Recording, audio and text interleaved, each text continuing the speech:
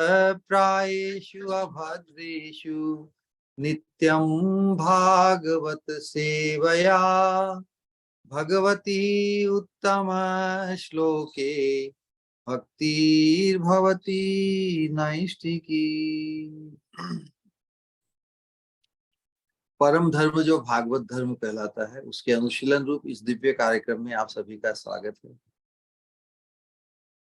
हम श्रीमद् भागवतम के अनुगत जो हमारे पूर्व आचार्यों के प्रेम भक्ति प्रसूत अनुभूत उद्गार और उपदेश रूप जो दिव्य संग्रह है, हम सभी साधन भक्ति के द्वारा प्रेम भक्ति के मार्ग पर जो हम आगे बढ़ रहे हैं, उसमें परम उपादेय है, बहुत ही उपयोगी है। बहुत से रहस्य किस प्रकार भक्ति द्रुत गति से भक्ति भाव प्रेम भक्ति भाव हमारे हृदय में आविर्भूत हो, क्या बाधाएं हैं, उसी के अंतर्गत हम वर्तमान में श्री विश्वनाथ चक्रवर्ती ठाकुर जी की माधुर्य कादम्बिनी ग्रंथ का अनुशीलन कर रहे हैं। विशेष रूप से भक्ति के एकमात्र अवरोधक या प्रबल अवरोधक अपराध ही हैं। अपराधों का विचार भक्ति मार्ग के भक्ति साधना के अनुशीलन में उसका बहुत ही विचार है, क्योंकि अपराधों में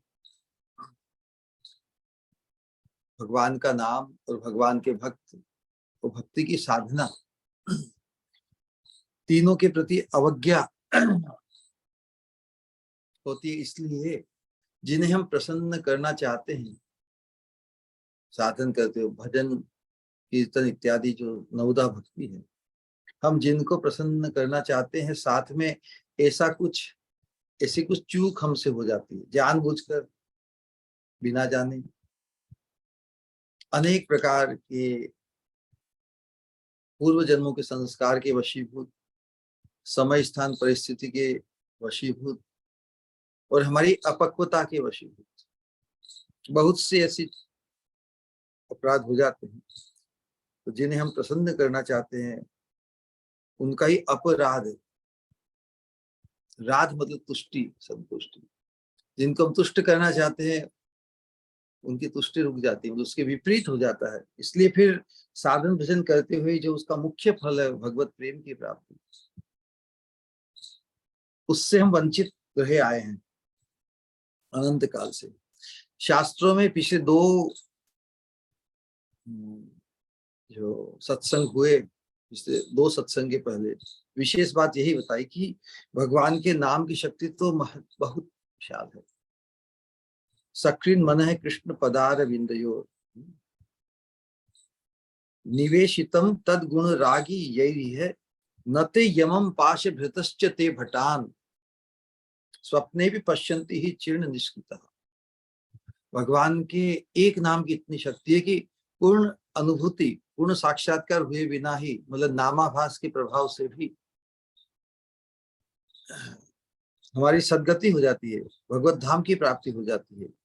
यम के दूतों द्वारा जो पाश बंधन, उससे हम मुक्त हो जाते हैं। स्वप्न में भी उनका दर्शन नहीं होता। ऐसा जबरदस्त प्रायश्चित हो जाता है केवल कृष्ण के एक बार नाम का उच्चारण करने से। भगवान के नाम की इतनी अद्भुत शक्ति का नहीं होता। एक तरफ तो ये बात बताई, और दूसरी तरफ कि यदि नाम अपराध हो जाए, नाम अपराध होने पर क्या होता है? नाम अपराध कहने का तात्पर्य है अपराध ज्ञान के स्तर पर होता है। इस चीज को हमेशा याद रखना है। हम सबको जानते हैं, इतने सालों से हम सत्संग कर रहे हैं, गीता भागवत का अनुशीलन कर रहे हैं भक्तों के साथ। नाम की महिमा श्रवण करने के बावजूद भी, नाम का अनुशीलन करते हुए नाम के बल पर हम यदि पाप करें, जब मैं नाम कर रहा हूं ना, पाप करो तो इसमें कोई इतनी डरने की बात नहीं है। बस नाम कर लो, 2-4 माला और एक्स्ट्रा कर लो, ज्यादा कर लो। तो नामनो बलाद, इससे ही पाप बुद्धि न विद्यते तस्य यमैर ही सिद्धि। लेकिन नाम की महिमा के बल पर वो पाप करे तो उसका निराकरण यमई शुद्धि, मतलब कोई भी साधन से नहीं हो सकता। एक तरफ तो बताया कि नाम की इतनी महिमा है कि एक बार भी कृष्ण का ऐसे ही नाम ले लिया जाए, पूर्ण शुद्धि अवस्था में नहीं, पापमय अवस्था में भी कोई एक कृष्ण का नाम ले लेवे, पूर्ण साक्षात्कार हो तो फिर बात अलग है। साक्षात्कार तो बहुत दूर की बात, लेकिन कृष्ण नाम का प्रभाव इतना है कि एक बार कृष्ण का नाम लेने से वो यम के पास ये भय से स्वप्न में भी उसको उसका भय नहीं रहता, और भगवत धाम की प्राप्ति, भगवत प्राप्ति का मार्ग खुल जाता है। यम आया ना, यम शब्द। और दूसरी तरफ यदि नाम के बल पर यदि कोई कार्य करे, पाप करे, तो फिर कितनी ही साधन कर लो, मतलब पाप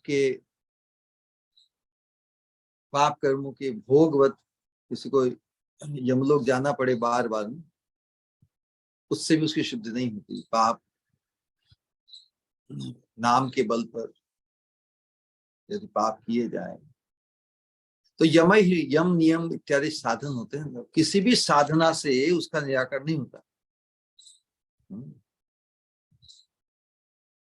अनेक समय तक अनेक प्रकार की साधना, अनुष्ठान, कर्मकांड, ज्ञान कांड, उपासना करने पर भी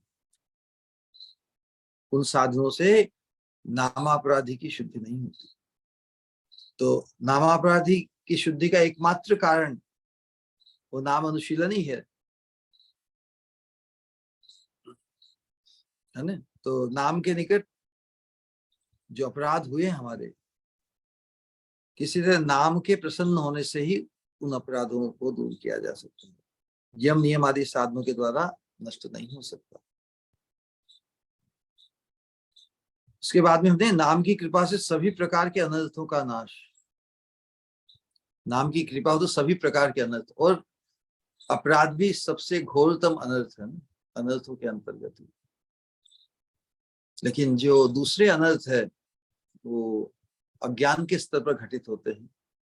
तो जो अपराध हैं, अपराध रूपी अनर्थ ही ज्ञान के स्तर पर घटित होते हैं, इस चीज का। फिर भी बहुत से साधकों में ऐसा विचार होता है कि भाई यदि मैं तो नाम अपराध नहीं करता, जानबूझकर जानबूझकर तो कोई करते नहीं, वास्तव में अपराध बहुत से जानबूझकर भी हम करते हैं। लेकिन जागृत हो जाए, पूर्ण जागृत हो जाए वो साधक, ज्ञान के स्तर पर हमारी बुद्धि चमत्कृत होती है, एनलाइटनिंग। हम सुनते हैं, सोचते हैं, समझते हैं, लेकिन क्रियान्वित करने में भूल कर जाते हैं।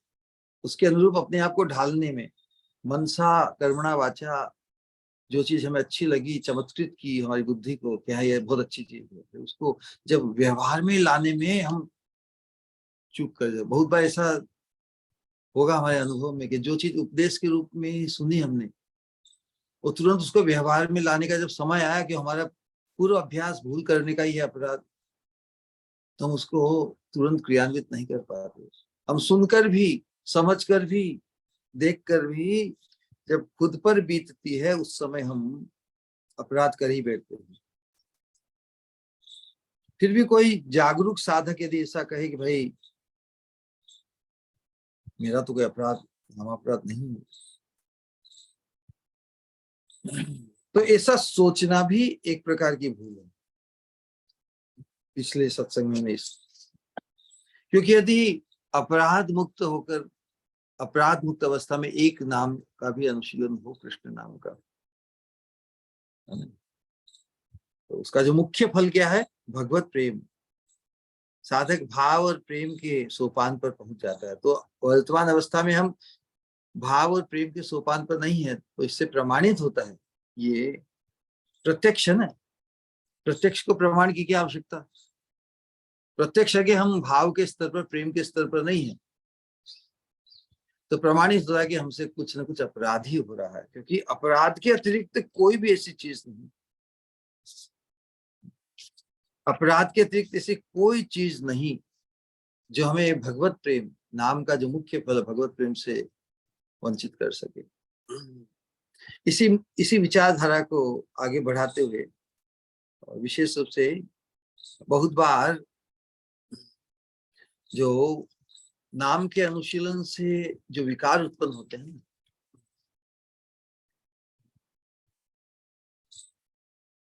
जो अश्रु, जैसे चैतन्य महापुरुष शिष्टाश्रम कहते हैं, नयनम गलदश्रुधारया वदनम गद गद रुद्धया गिरा पुलकैर्निचितं वपु कदा तव नाम ग्रहणे भविष्यति। तीन को गिनाया ना महाप्रभु ने, नयन गलदश्रुधारया वदनम। तो वैसे तो जो सात्विक विकार, जो भाव के स्तर पर जो भावांकुर होता है हमारे चित्त में, अनर्थ निवृत्ति के बाद में जो आसक्ति, फिर भाव इत्यादि, लेकिन हम वर्तमान में अभी अनर्थ निवृत्ति के अंतर्गत, मतलब अपराधों का पूर्णतम निराकरण होने की अवस्था का विशेष रूप से जिक्र कर रहे हैं। जब अपराध से मुक्त अवस्था हो जाती है, तब साधक के चित्त में वो जो प्रेम का विकार उमड़ता है, उससे सात्विक विकार, स्तंभ मतलब एकदम स्तंभित हो जाना, स्वेद मतलब स्वेद उत्पन्न होना, रोमांच, स्वर में भंग, गदगद, कंप, वैवर्ण, देह का रंग परिवर्तित होना, अश्रुपात, पुलक, पुलकावली, इस प्रकार के सात्विक विकार देह पे उत्पन्न होते हैं। तो और एक चमत्कार उत्पन्न होता है, लेकिन बहुत बार देखा जाता है कि साधकों में अपरिपक्व या निम्न कोटि के, निम्न स्तर के साधकों में हम देखते हैं कि और हृदय के दौर्बल्य के कारण भी, दुर्बलता के कारण भी ऐसा दिखाई देता है कि भाव आ जाते हैं, आंख में आंसू आ जाते हैं, गदगद कंप भी होता है। साधारणतः दृष्टिगत होते हैं ना साधकों में, लेकिन वो हमारी हृदय की कमजोरी के कारण होता है। हम एकदम देखते ही भाव में आ जाते हैं, लेकिन जब तक हृदय का परिवर्तित नहीं हुआ हो, तब तक हम उनको रियल सात्विक भाव नहीं, सात्विक भाव का आभास ही मान सकते हैं, सात्विक आभास। तो उस आभास में कोई चमत्कारिता नहीं होती, क्योंकि वो बहुत शीघ्र आके चले जाते हैं। फिर वो हृदय की गहराई से नहीं है, बस आवेशवश या बाहरी वातावरण बहुत बार दिखावे के रूप में प्रकट हो जाते हैं। इसलिए रूप गोस्वामी ने भक्ति रसामृत सिंधु में यही कहा है कि सात्विक भाव की जो जात रति, जिसके हृदय में रति मतलब भाव का अंकुर और प्रीति, आसक्ति का अंकुर उत्पन्न हो गया है, उसमें ये बाहरी लक्षण दिखाई देते हैं, अष्टकंप या अष्ट सात्विक विकार। लेकिन इनको छोड़कर भी कुछ असाधारण या आंतरिक लक्षण है, जिनका निरूपण पिछले सत्संग में किया था। ये बहुत ही उपयोगी भाग है। हमारे हृदय में भावांकुर, ये हम जातरती साधक स्थिति में आए हैं कि नहीं, इसका सेल्फ एनालिसिस, अपने आप इसका निरूपण हम करके भी अपने आप को श्रेष्ठ तो नहीं मानेंगे, लेकिन फिर भी कुछ लक्षण हैं जिनसे परिचित होना बहुत आवश्यक है, जिसके अंतर्गत तो इनको स्वरूप लक्षण, जातरती साधक के जो बाह्य लक्षण या जो साधारण लक्षण है ना, वो जो मुख्य लक्षण या आंतरिक लक्षण, स्वरूप लक्षण, उनका जिक्र क्षांतिर अव्यर्थ कालत्वम विरक्तिर मान शून्यता आशा बंध समोत्कुंठा नाम गाने सदा रुचि आसक्ति स्तद गुणाख्याने प्रीति स्तद वसति स्थले इत्यादयोनुभावाशु जात भावांकुर जने। जिन साधकों में के हृदय में जात अंकुर, भाव का अंकुर उत्पन्न हो गया, उनमें ये लक्षण देखे जाते हैं। तो प्रथम लक्षण का जो निरूपण किया है कि शांति, शांति अर्थात शांति मतलब दुख की कोई बात, क्षोभ शांति, क्षोभ शून्यता, क्षोभ उत्पन्न होने पर भी उसमें शांति है ना, तो उसको होता है शांति। तो राजा परीक्षित के बारे में हम जानते हैं, राजा परीक्षित की अवस्था कैसी हुई, 7 दिन में श्राप हो गया कि मृत्यु को प्राप्त। बड़े दुख की बात है ना। विचार कीजिए, हम इसको सिमुलेशन करते हैं एक साधकों को, ये जब शास्त्र श्रवण करते हैं इसमें सिमुलेशन ऐसी अपने आप पर कल्पना करनी चाहिए कि मेरी स्थिति यदि ऐसी अचानक हो जाए कि मुझे 7 दिन में छोड़ना पड़े, 1 महीने में छोड़ना पड़े जीवन के साथ, भाई अब तो तुम 2 महीने के मेहमान हो, ऐसी अवस्था में खुद को होने की कल्पना करनी चाहिए साधक को।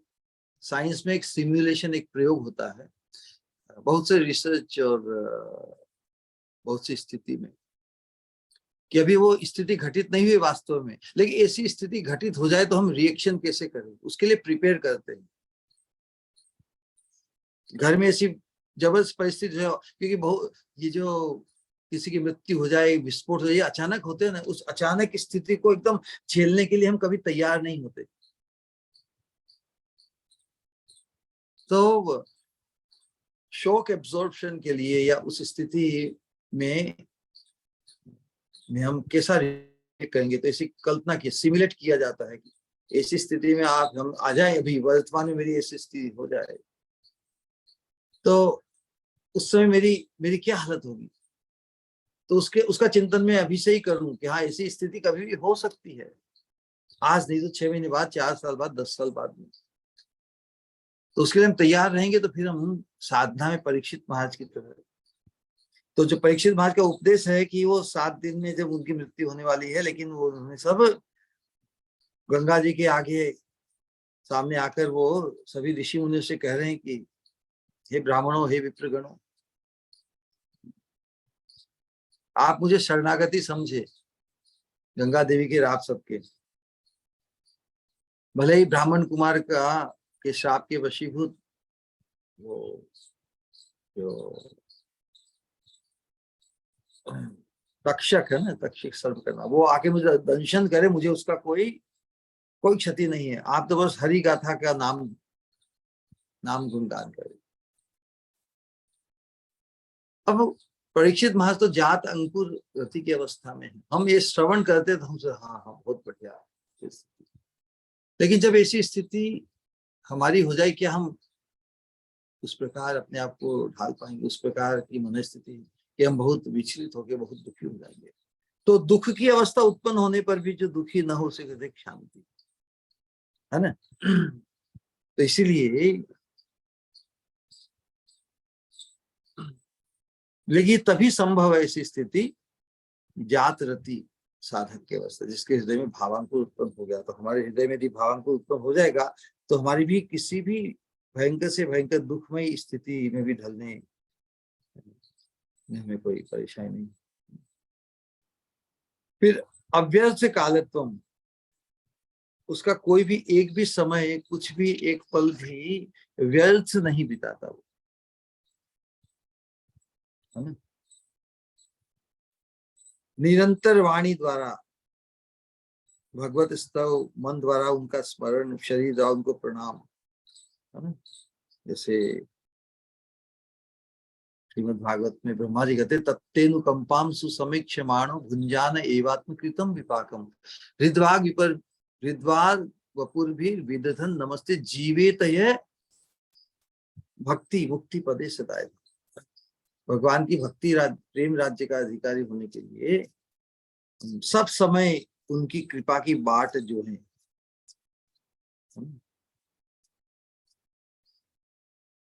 कृष्ण संबंध बिना व्यर्थ काल ना ही जाए, चेतन चेतामृत में बताया है।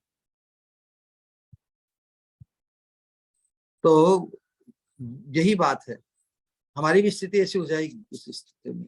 फिर विरक्ति, विरक्ति करने से विश्व के जितने भी जड़ीय रूप रस, शब्द स्पर्श रूप रस गंध रूपी जो विषय हैं, उनके प्रति जो आवेश, जो लालसा, जो उनको ग्रहण करने में इंद्रियों की अरोचकता, किस प्रकार अरुचि हो जाए, जिस प्रकार कोई व्यक्ति के सामने विष्टा पड़ा हो तो विष्टा में कैसी अरुचि होती है, विष्टा में जैसी विभत्स पदार्थ को देखकर जैसी अरुचि हो,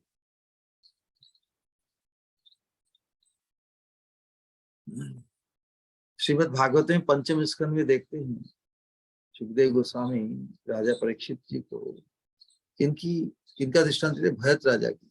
भरत राजा ने किस प्रकार यो दुष्त्यजान दार सूतान, यो दुष्त्यजान जो जिनको त्याग करना बड़ा ही मुश्किल है, कौन कौन, दार सूतान, स्त्री, संतान, सुहृद, अपना पड़ोस, सब कुछ, प्रियजन, बड़े हृदय में हृदय को स्पर्श करते उनका भाव, उनका स्मरण। तो राजा परीक्षित ने पूरे राजपाट को, पूरा वैभव को जहौ यूयेव मलवत, उनको छोड़ दिया मलवत, उत्तम श्लोक लालसा। क्यों? भगवान में उनकी लालसा उत्पन्न हो गई। तो जो भावरती जिनके हृदय में भावांकुर जिनके हृदय में जागृत हो गया है, उनकी संसार के पदार्थ, भोग पदार्थ और जो आसक्ति है, क्योंकि दिव्य आसक्ति उत्पन्न हो गई ना, दिव्य आसक्ति के स्तर पर ही तो भावांकुर होता है ना। तो उस प्रकार की स्थिति। फिर मान शून्यता, ये बहुत ही, मान शून्यता कहने का तात्पर्य है कि व्यक्ति बहुत श्रेष्ठ हो, उत्कृष्ट होते हुए भी जहाँ अभिमानहीनता हो, क्योंकि जिस व्यक्ति ने उत्कृष्टता प्राप्त की है,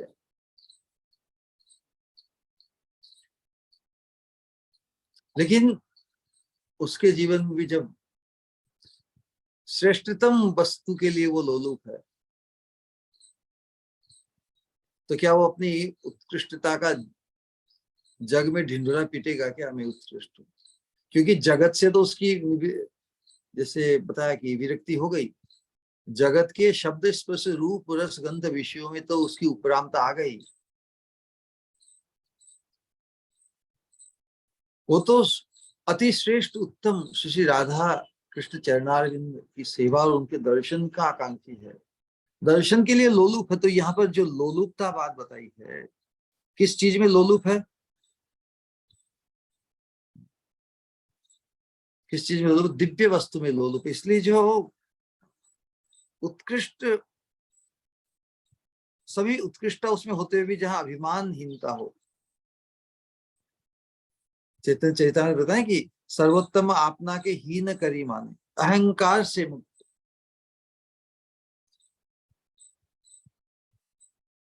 भागीरथ राजा ने भगवान में अनुरक्त थे ना, और जब भिक्षा मांगने गए, नवम स्कंद में इसका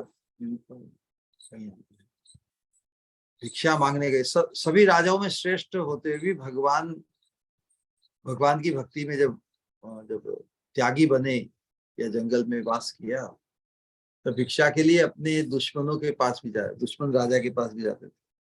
तो भगवान इतने अनुरक्त थे, नीच जाति के लोगों के पास भी जाके प्रणाम करते थे, जो इतना श्रेष्ठ हो। लेकिन वो श्रेष्ठता का विचार ही तो उस भगवत अनुराग को पुष्ट करने में बाधक बनता है। इसलिए जिसको भगवत प्रीति, भगवत रति का चस्का लग गया है, वो तो उन चीजों को बाधक बनने नहीं देगा ना। अपनी श्रेष्ठता का विचार, उत्कृष्टता का विचार, तो उसे संसार में ही लोग मुझे श्रेष्ठ माने, लोग मुझे पूजे, ये भाव तो फिर उसे आगे बढ़ने से रोक देगा। इसलिए जिनके हृदय में ये राग उत्पन्न, भावांकुर उत्पन्न हो गया है, उनके हृदय में मान शून्यता उत्पन्न हो जाती है। फिर आशाबंध, आशाबंध यही साधक का भाव भक्ति के सोपान पर आशाबद्धता, आशाबद्धता से साधक जीता है, हर परिस्थिति को सहन कर लेता है, विरह की हर अवस्था को सहन कर लेता, क्योंकि वो आशाबद्धता मतलब नो होपलेसनेस, कृष्ण प्राप्ति की दृढ़ संभावना को ही आशाबद्धता करते, आशाबंधन, भगवान की प्राप्ति अवश्य होगी। सब कुछ छोड़कर भी और सबको डिसओन करके भी, हमारे पास तो बहुत सी प्रतिष्ठा है, ज्ञान की, भक्ति की, साधक हैं, साधकों को बहुत सी प्रशंसा मिलती है, हम बहुत सा श्रवण करते हैं, कीर्तन करते हैं, भजन करते हैं, अध्ययन करते हैं, विद्वान बनते हैं, जानकार बनते हैं, लोग हमें श्रेष्ठ मानते हैं, इत्यादि इत्यादि। लेकिन साधक यही व्यक्त करता है क्योंकि उसे अभीष्ट वस्तु की भी प्राप्ति नहीं हुई। बाकी सब टाइटल हमें मिल जाए, बाकी टाइटल हमें सब कुछ मिल जाए, लेकिन मुख्य टाइटल, मुख्य वस्तु प्राप्त न हो तो हम कंगाली माने जाएंगे ना। और रियल वस्तु प्रेम धन हमें मिल जाए और उसके पाने के चक्कर में हम हमारा सब कुछ लुट जाए, फिर हम बिल्कुल भी कंगाल नहीं, हम तो परम धनी हो गए। मथुरा आ रहे थे, मथुरा से वृंदावन, तो रास्ते में एक जगह कुछ लिखा हुआ देखा कि अनिति से प्राप्त संसार की श्रेष्ठ सफलता का जो शिखर है वो नीतिपूर्वक असफलता के शिखर से भी बहुत नीचे है। तो यहाँ पर बात यही है कि संसार के दृष्टिकोण में हम क्या हुए, इसका भगवान की दृष्टि में हम क्या हुए, इसका कुछ मोल है? हमें तो भगवान की दृष्टि में श्रेष्ठ बनना है। तो भगवान की दृष्टि में श्रेष्ठ वही है जो संसार की दृष्टि में अपने आप को श्रेष्ठ होते हुए श्रेष्ठ नहीं माने। तो हमारी आशा किनसे बंधी है? भगवान की कृपा दृष्टि से बंधी है। हीनार्थाधिक साधके त्वयि तथापि अच्छेद्य मूला सती, हे गोपी जन वल्लभ व्यथयते हाहा मदा शैव माम। भक्ति रसामृत सिंधु में श्री रूप गोस्वामी ने सनातन गोस्वामी की जो प्रार्थना उसको व्यक्त किया, न प्रेमा श्रवणादि भक्तिरपि माम योगोऽथवा वैष्णवो ज्ञानम वा शुभ कर्म वा कियदहो सज्जातिरप्यस्ति वा हीनार्थाधिक साधके त्वयि तथापि अच्छेद्य मूला सती, हे गोपी जन वल्लभ व्यथयते हा मदा शैव माम।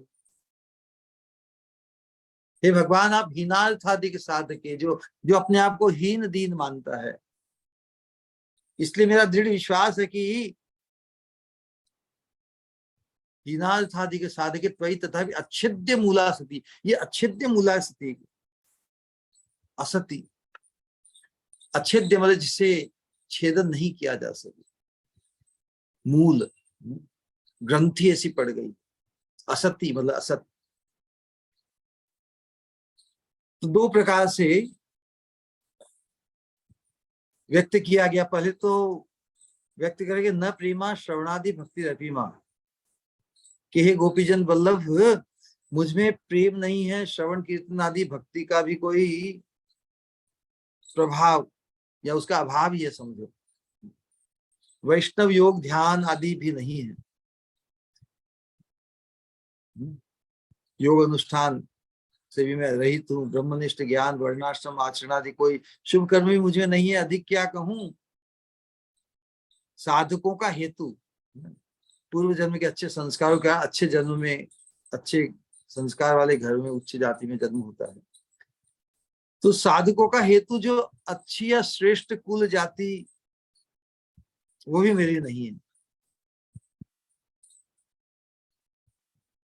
लेकिन खुद की इच्छा भोग, पूर्व संस्कारों के कारण हमारी अनंत जन्मों की कर्म वासना या निज भोग वासना, जिसकी जड़ अछेद्य है, अनंत जन्मों की कर्म ग्रंथि और वासनाओं का ताता है। हमें अंदाज नहीं, हम कितना ही प्रयास करके किसी साधनों से उसको जड़ मूल से उसका निर्मूलन नहीं कर सकते। एकमात्र शुद्ध भक्ति के प्रभाव से ही, शुद्ध नाम के प्रभाव से ही अनंत जन्मों की जो निज सुख इच्छा जड़ अछेद्य है, बहुत पक्की हो गई है, ऐसी धस गई है। वो सुख पाने की जो वासना है वही हमें दुखी कर रही है अनंत जन्म से।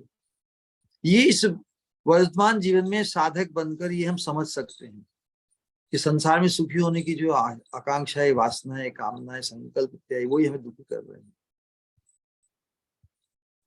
फिर भी हे गोपीजन वल्लभ, जब मेरी स्थिति इतनी दयनीय है, इतनी दयनीय है ना, मैं समझ कर भी अपने से कुछ नहीं कर पा रहा हूँ, लेकिन आप तो हीनार्थादि के साधक हैं। इसलिए मेरा दृढ़ विश्वास है कि आप कृपा करें। तो कृपा दो प्रकार की मांग रहे हैं। प्रथम कृपा कि जो अछेद्य मूला सती है, जो मेरी स्वेच्छा वासना को दूर कर और अपनी सुखेच्छा वासना, अपनी सुख इच्छा वासना पूर्ण करोगे, अर्थात मुझे प्रेम सेवा प्रदान करोगे। स्वेच्छा वासना है संसार की वासना, अपनी सुखेच्छा वासना, क्योंकि भगवान ही तो प्रेम प्रदान करते हैं। तो जब भगवान से प्रार्थना करी जाए कि प्रभु, कि दीनहीन व्यक्ति के प्रयोजन, दीनहीन व्यक्ति मतलब जिसमें साधन बल, जो नहीं मानता कि मेरा बल बहुत है, दीनहीन व्यक्ति के प्रयोजन साधन के लिए आप अत्यंत दयालु है, हीनार्थादि के साधक है। तो आपकी प्राप्ति के लिए क्या साधन रह जाए मेरे पास? देखिए, आपकी प्राप्ति की जो इच्छा है वो भी अछेद्य मूला है। एक तरफ तो भोग वासना, वो अछेद्य मूला है ग्रंथि, उसको भी आप, उसको तो आप जैसे अपनी सुख इच्छा वासना, मेरी मतलब जो स्वेच्छा वासना, स्व सुख की वासना को तो दूर करोगे और अपनी सुख इच्छा वासना पूर्ण करोगे, अर्थात मुझे प्रेम सेवा प्रदान करोगे, दोनों को एक साथ, क्योंकि आप अत्यंत दयालु है। आप अत्यंत दयालु है, ये आशा मुझे बंध गई है। यह जानकर आपकी प्राप्ति के लिए अच्छेद्य मूल आशा, मुझे आपकी प्राप्ति अवश्य होगी, अवश्य होगी, अवश्य ही होगी। लेकिन कब होगी? वो दिन कब आएगा? आएगा अवश्य, ये तो आशा बंद हो गई। वो दिन कब आएगा उसका इंतजार ही मुझे व्यथा दे रही है। वो अच्छेद्य मूला आशा ही मुझे व्यथा दे रही है। अर्थात किसी भी प्रकार से मुझे तुम्हारी कृपा प्राप्त होगी, इस आशा को मैं छोड़ नहीं पा रहा हूं।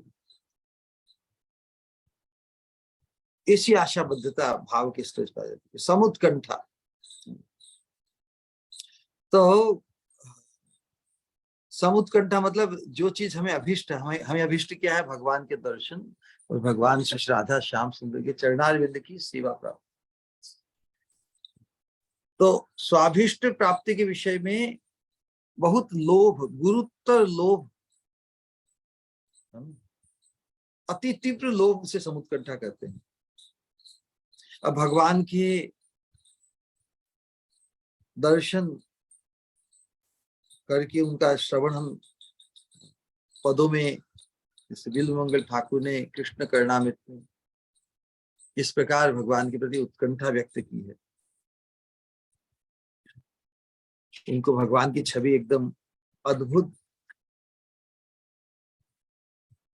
चंचल है ना, भगवान की चितवन बहुत अनेक प्रकार से, कृष्ण वर्ण है जिनका, भ्रुकुटी जिनकी थोड़ी झुकी हुई है, और नेत्र भी चंचल हैं, अधरों पर मुरली विलसित है, और पीताम्बरधारी है जन, बड़ी मादकता विधायक वंशी जिन्होंने धारण की रखी है, वो पूरे जग को मोहित करने वाली किशोर मूर्ति, उनको देखने के लिए मेरा मन छटपटा रहा है, ऐसा कृष्ण करणामृत में बिल्लू मंगल ठाकुर कह रहे हैं। तो ऐसी उत्कंठा उसके हृदय में होती है। आगे बिल्लू मंगल ठाकुर एक अन्य पद में कहते हैं कि हे नाथ, तुम्हारी किशोर मूर्ति और मेरा चापल्य,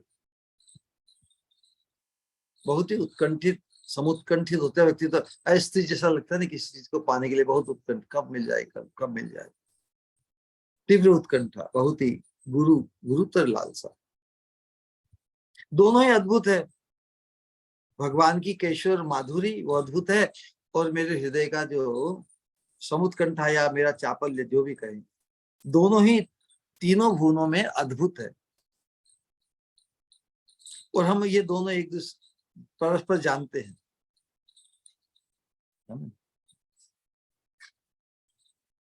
तो मैं क्या करूं, लेकिन आप तो अद्भुत मधुर है ईश्वर मोहन मूर्ति, और मेरा हृदय बड़ा चपल है उसके दर्शन के लिए, दर्शन के बिना अब मैं क्या करूं, चपल हो गया है मेरा चित्त, क्या करूं बताओ। तो क्रंदन के सिवा और कुछ रह जाता है क्या? भाव राज्य में प्रवेश अर्थात क्रंदन राज्य में प्रवेश। क्रंदनम यदि जाना सिक्किम दूरे करुणानम, नाम गाने सदा रुचि, है ना, नहीं आसक्त, नाम गाने सदा रुचि, तद गुणाख्याने आसक्ति, नाम का सदा रुचि, रुचि पहले आया, तो निरंतर ही जो महाप्रभु कहते कीर्तनीय सदा हरि, वो अवस्था आ जाती है, निरंतर नाम कीर्तन की अभिलाषा उत्पन्न हो जाती है। जैसे गोपियों का वर्णन है कि राधा रानी नयनों से अश्रु बिंदु गिराती हुई नामावली कर रही है, एक एक अश्रु गिर रहे हैं, एक एक अश्रु के साथ श्री कृष्ण कृष्ण कृष्ण कृष्ण नाम गाने सदा रुचि। तो फिर तद गुणाख्याने आसक्ति, आसक्ति तद गुणाख्याने, भगवान का गुणों को श्रवण करने में आसक्ति हो जाती, बार बार सुनते ही जाओ, सुनते ही जाओ, सुनते ही जाओ, इतनी आसक्ति हो जाती कि, आसक्ति क्यों हो जाती, कोई चीज जो मधुर मधुर मधुरतर मधुरतम प्रतीत होती है, मधुरम मधुरम वपुरस्य विधुर, मधुरम मधुरम वदनम मधुरम, मधुगंधि मृदु स्मितमेतदहो, मधुरम मधुरम मधुरम मधुरम, सब कुछ भगवान का मधुर है। फिर वाणी रुक जाती है जब मधुरम मधुरम मधुरम मधुरम, एक लाइन में चार ये शब्द, तो उसके बाद में कुछ रहा ही नहीं। पहले तो कहा कि भाई मधुरम मधुरम वपुरश्च विभो, इन भगवान का, इन कृष्ण का जो शरीर है, देह है, मधुर से भी मधुर है, अर्थात अति मधुर है। फिर उसमें मधुरम मधुरम वदनम मधुरम, तीन बार मधुर आया दूसरी लाइन में। वदनम मतलब उनका मुखार बिंदु, उनका मधुर सौरभ युक्त, उनका मृदु मंद हास्य,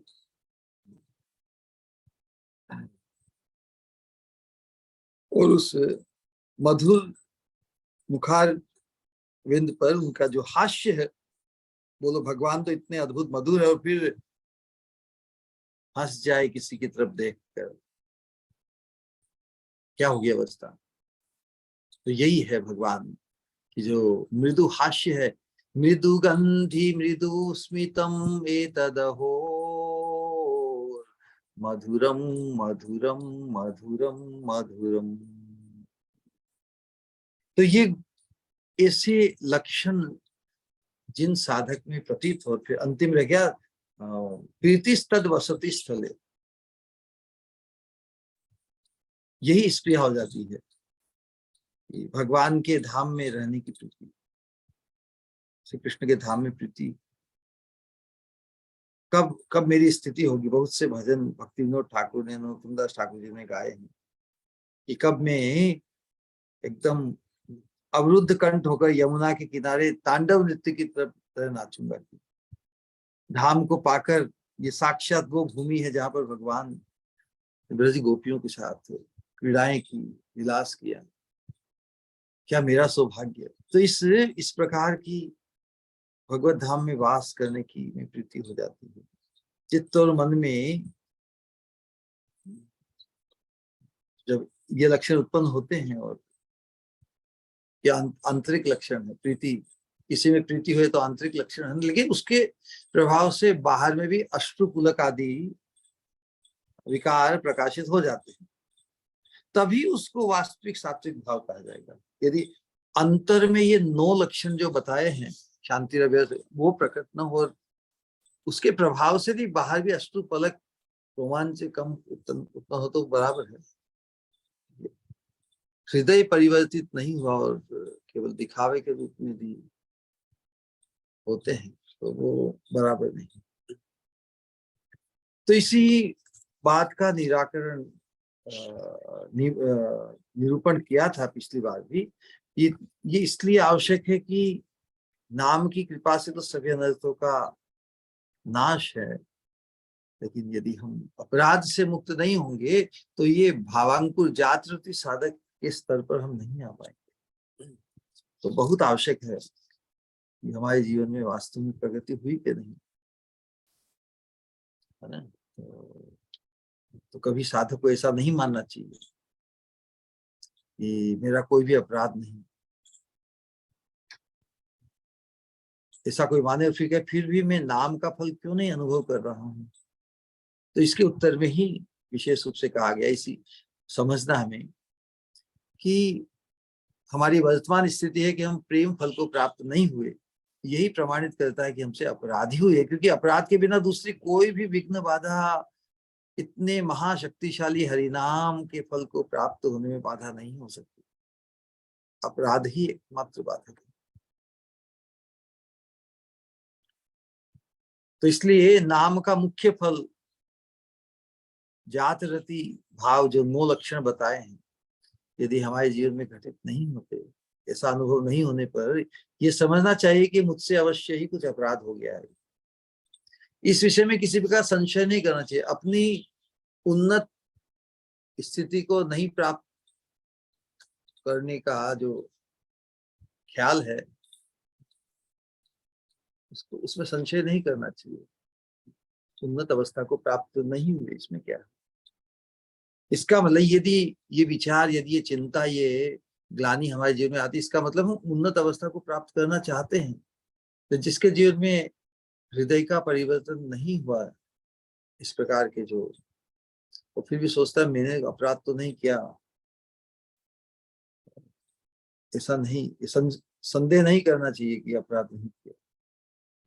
यदि नाम का फल अनुभव नहीं किया जा सके, तो यदि जानबूझकर अपराध भी शायद हमने नहीं किया हो, फिर भी ये सोचे कि अनजान में कोई ना कोई पाप हो गया है, अवश्य ही कोई अज्ञात अपराध हो गया है।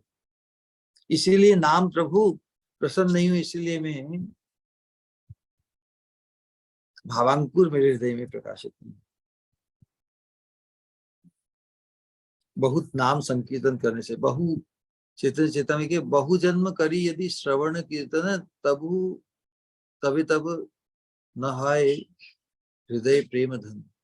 फिर भी यदि प्रेम धन की प्राप्ति नहीं होती तो ये नामापराध के कारण, नाम का फल प्राप्त नहीं हो रहा है,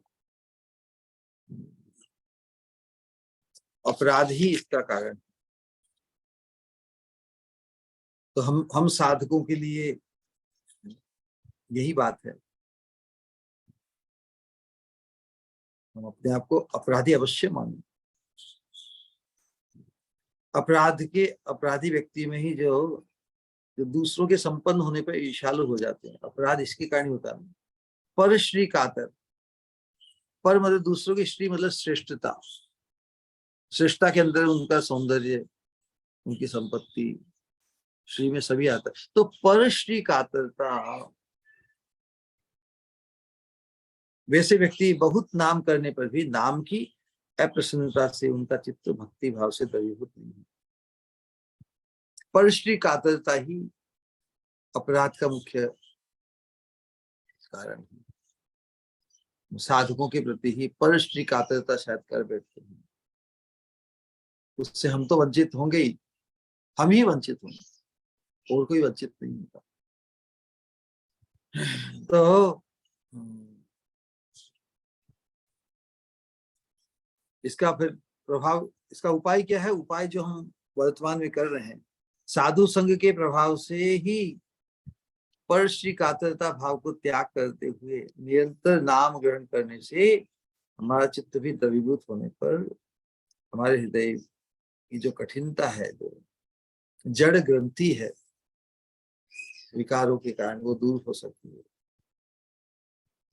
साधु संघ का जो परम लाभ हो शुद्ध भक्ति में, साधु संघ सत्संग वो साक्षात ही शुद्ध भक्ति है।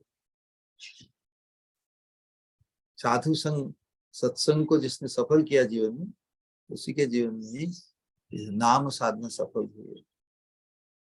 सत्संग में रहते हुए हम असत्संग से सतत यदि मुक्त रहेंगे तो हमारे जीवन में पर श्री कातरता, दूसरों को संपन्न देखकर, दूसरों को श्रेष्ठ देखकर हमें उनके प्रति ईर्ष्या नहीं होगी। क्योंकि दूसरों के प्रति ईर्ष्या, दूसरे साधकों के प्रति ईर्ष्या करना, द्वेष करना, उनके अपकर्ष की चिंता करना, उनके अपकर्ष की चिंता करते हुए रहना, ये बहुत ही भयंकर नामापराध है, वैष्णव अपराध। तो फिर एक प्रश्न आता है कि क्या नामापराधी व्यक्ति का फिर इस अवस्था में इसका क्या गुरु धारण करना व्यर्थ है? भक्ति मार्ग में प्रवेश होने के लिए जो साधु संग, गुरु पादाश्रय, फिर दीक्षा विधान इत्यादि, या उसका गुरु धारण करना व्यर्थ है? ये प्रश्न एक आया है। भक्ति साम सिंधु में एक संग आया है, इस प्रश्न को ही उठाया है कि भाई भगवान के नाम के प्रति कौन सा ऐसा अपराध है जिसका आचरण करने से मनुष्य की सब सुकृतियां नष्ट हो जाती है? क्योंकि हम सभी साधक है, इस बात को तो अच्छी तरह समझते हैं कि हमें भगवत प्राप्ति करनी है, हमें भगवान का संगी बनना है। सत्संग के प्रभाव से, श्री गुरु की कृपा से हमें हमारे शाश्वत स्वरूप के अनुरूप रूप की प्राप्ति की चिंता भी हमारी, वो विचारधारा हमारे जीवन में आई है। नश्वर जगत में अनंत काल से हमने जो भी कामना या संकल्प किया वो हमारे शाश्वत स्वरूप के अनुरूप नहीं रहे, इसलिए नश्वर जगत के संबंध से ही नश्वर जगत की वासनाओं को पूर्ण करने के लिए हमें बार बार नश्वर जगत के ही शरीर मिलते हैं जो हमारे स्वरूप के अनुरूप नहीं। तो जब हम सत्संग में आते हैं तो ये चिंता हमारे एक साधक में होती है कि भगवान के नाम के प्रति कौन से अपराध है जिनका आचरण करने से हमारी सब सुकृतियां नष्ट हो जाती है। और चिन्मय वस्तु है, ये सब साधकों के लिए कहा गया, हम सब साधकों के लिए है। हम साधक जिनको प्रारंभ में, भक्ति के प्रारंभ में सबको चिन्मय मानते हैं, भगवान का नाम, भगवान की भक्ति, भगवान की सेवा के उपकरण, उनको अर्पित नैवेद्य, सभी को हम दिव्य मानते हुए हमारी साधना आरंभ करते हैं। लेकिन जब अपराध हो जाते हैं तब ये अवस्था आ जाती है कि अप्राकृत वस्तुओं में भी प्राकृत होने का भाव ला देते हैं। कर रहे हैं इतने दिनों से, एक ढर्रे पर चल रहे हैं, जैसे एक प्रकार की दिनचर्या हो गई हमारी भक्ति का अनुशीलन, लेकिन असली चीज को हम प्राप्त नहीं कर पा रहे हैं, तो ये विपरीत भाव उत्पन्न होते हैं। चिन्मय वस्तु में भी साधारण भौतिक जड़ होने का भाव ला देते हैं। और भगवान का जो नाम गुण लीला आदि का जो अनुशीलन करते हैं, उसको लक्ष्य क्या है कि वो प्रेम प्रदान करने वाले हैं। प्रेम प्रदान, प्रेम तो बहुत दूर की अवस्था हो गई ना। तो अनेक काल तक श्रवण कीर्तन करने से भी जिन अपराधों के कारण तो अपना प्रेम प्रेम फल नाम प्रदान नहीं करते, कैसे अपराध, कौन से अपराध है। हम शास्त्रों में सुनते हैं भाई तीर्थ स्थान की यात्रा वो सिद्धि प्रदान करने वाली होती है, लेकिन यह तीर्थ स्थान का वास जो भी कहें, तो कोई कितने वर्षों तक, लंबे समय तक तीर्थ सेवन किए जाने पर भी उसको सिद्धि प्राप्त नहीं होती। क्यों नहीं पड़ती? या भगवान को निवेदित जो प्रसाद है वो तो हमें पवित्र करता है, उसमें तो घी दूध अच्छे पकवान सभी के महाप्रसाद का सेवन करने से इंद्रियों की जो विषय वासना रूप तरंगे हैं वो नष्ट हो जाती है। महाप्रसाद की इतनी शक्ति है, और महाप्रसाद का हम बार बार आस्वादन करने पर वो चिन्मय है इस प्रकार की प्रतीति होने के बदले ये भी एक खाद्य पदार्थ ही है कोई। तो चिन्मय वस्तु में भी प्राकृत वस्तु, जड़ वस्तु, संसार की वस्तु की भांति प्रतीति होती है। तो ये अपराधों के कारण होते हैं। तो कौन से अपराध है जिनके कारण मेरी ये दुर्दशा या जो स्वयं को वंचित करना है ना। अपराधी व्यक्ति खुद के पैरों पे ही कुल्हाड़ी मारेगा तो फिर आगे बढ़ने से रुक जाएगा ना, क्योंकि पैर कट गए कुल्हाड़ी से, अपनी द्वारा ही मारी हुई कुल्हाड़ी से पैर कट गए तो फिर तो व्यक्ति वहीं पे ठप हो जाएगा। तो अपराध ही हमारे जीवन में प्रगति करने में इम्पास में रुकावट, एक बाधा उत्पन्न कर देते हैं।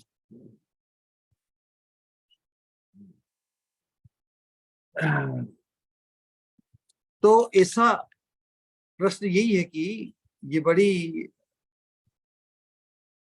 साधक के लिए ये बहुत बड़ा प्रश्न है। इस प्रश्न के साथ एक कि जो इतना नाम अपराधी है वो तो भगवान की विमुख जैसा ही है ना, विमुख ही हुआ ना जो इतना नाम अपराधी। फिर ऐसी स्थिति में क्या वो गुरु पादाश्रय या भजन क्रिया आदि का उसका क्या लाभ? ये अपराध पे अपराध कर रहा, सब कुछ जान लिया, सुन लिया,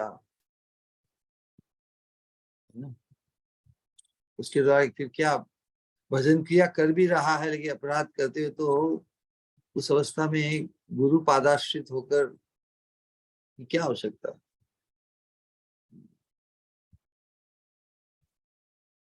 इसी बात का जिक्र किया गया।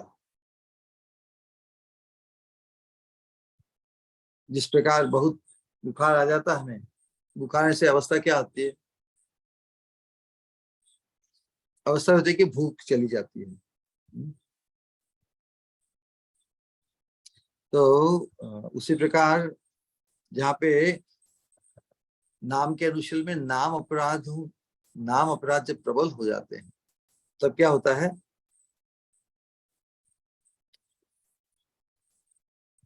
तो उसी प्रकार तो उसका जो श्रवण कीर्तन आदि भजन क्रिया वो भी छूट जाती है, ऐसा देखा जाता है। कैसा उदाहरण दिया है शास्त्र। प्रबल बुखार हो तो उस समय भूख मिट जाती है, भूख समाप्त हो जाती है। खाद्य पदार्थ, तृप्तिदायक खाद्य पदार्थ, बड़े ही सुस्वादु खाद्य पदार्थ वहां वर्तमान हो, फिर भी जिसको तेज बुखार या ग्रस्त है उसको उसमें रुचि या आकर्षण नहीं होता। उसी प्रकार नामापराध जब प्रबल होते हैं तो श्रवण कीर्तन भगवान की भक्ति में उसकी रुचि प्राय इसको मिलता ही नहीं। लेकिन फिर भी संभावना ये है कि जब जब बुखार उतर जाता है रोगी का, तो उसका वेग भी कम हो जाता है दुख भोग का। तो जैसे बुखार उतर गया, उसी प्रकार जब अपराध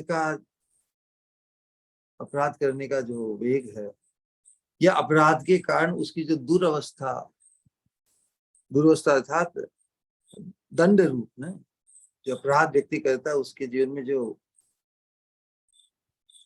प्रतिकूलता आती है, उन प्रतिकूलता रूपी दंड भोग करने पर नाम अपराधों का वेग क्षीण हो जाता है।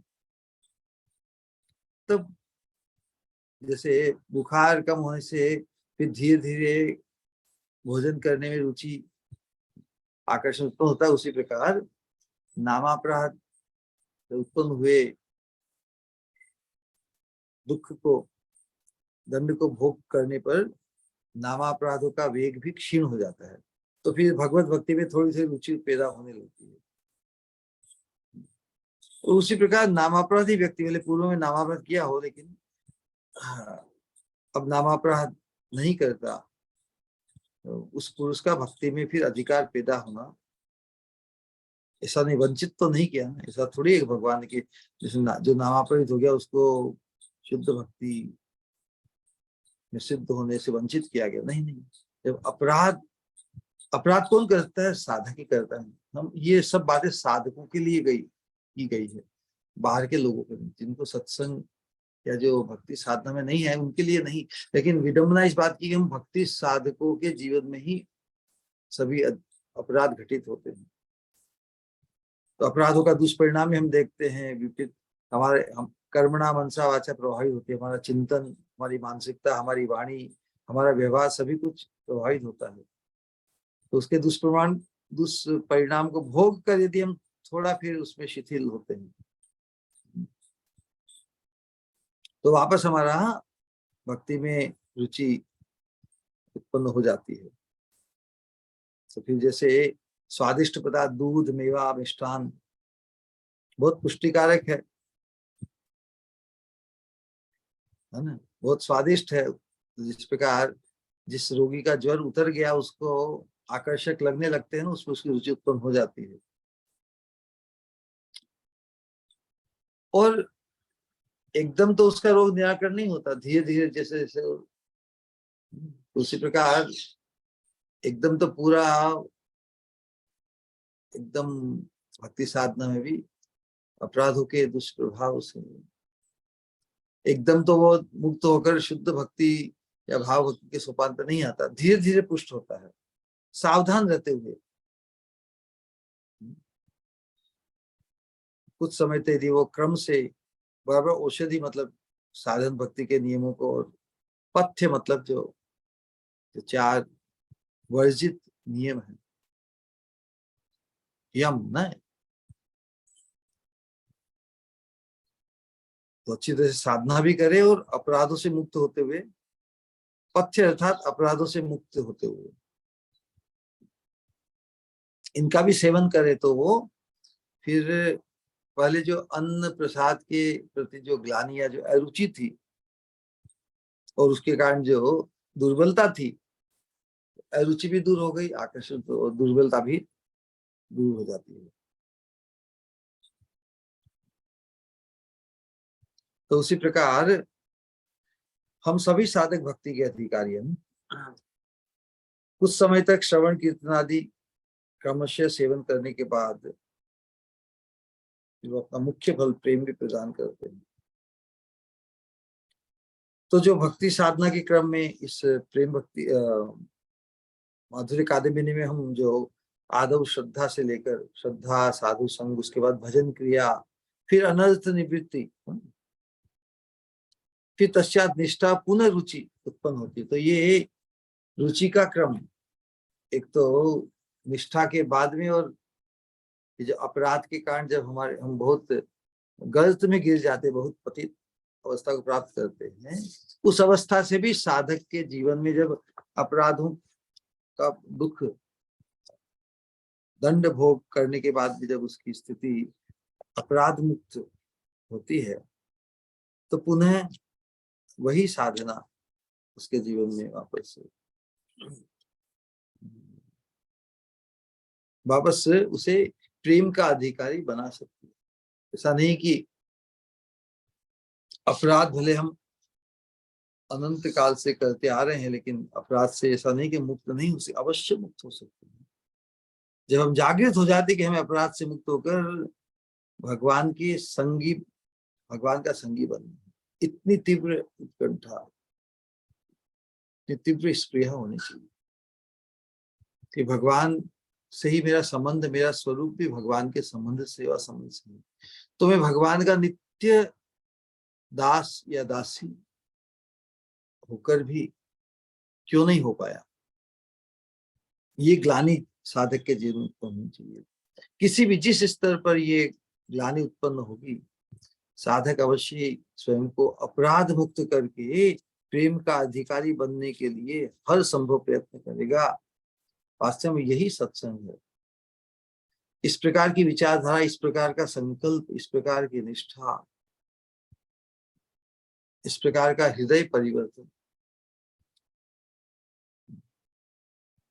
इस प्रकार का सत्संग, अर्थात इस प्रकार के आदर्श हमारे जीवन में सामने आ जाए तो हमें भी उनके आदर्श के अनुगत, उस आदर्श के अनुगत्य से हम भी प्रेम धर्म से संपन्न हो जाएंगे, प्रेम धन से संपन्न हो जाएंगे। भागवत धर्म हमारा सफल होगा। जिस एकमात्र प्रयोजन को सिद्ध करने के लिए, या जिस मुख्य प्रयोजन को सिद्ध करने के लिए हमें मनुष्य जीवन मिला है, तो अवश्य उसमें हम सफल हो जाएंगे। तो ये प्रश्न बार बार होना चाहिए कि किस प्रकार शास्त्र की जो बातें हैं, असंख्य प्रमाण है कि तीन चीजें आज के सत्संग का, तीन चीजें मुख्य रूप से बार बार शास्त्र में बताई जाती है कि भगवान नाम का गुणानुशीलन, भगवान नाम गुण का अनुशीलन, ये तत्काल प्रेम देने वाला है।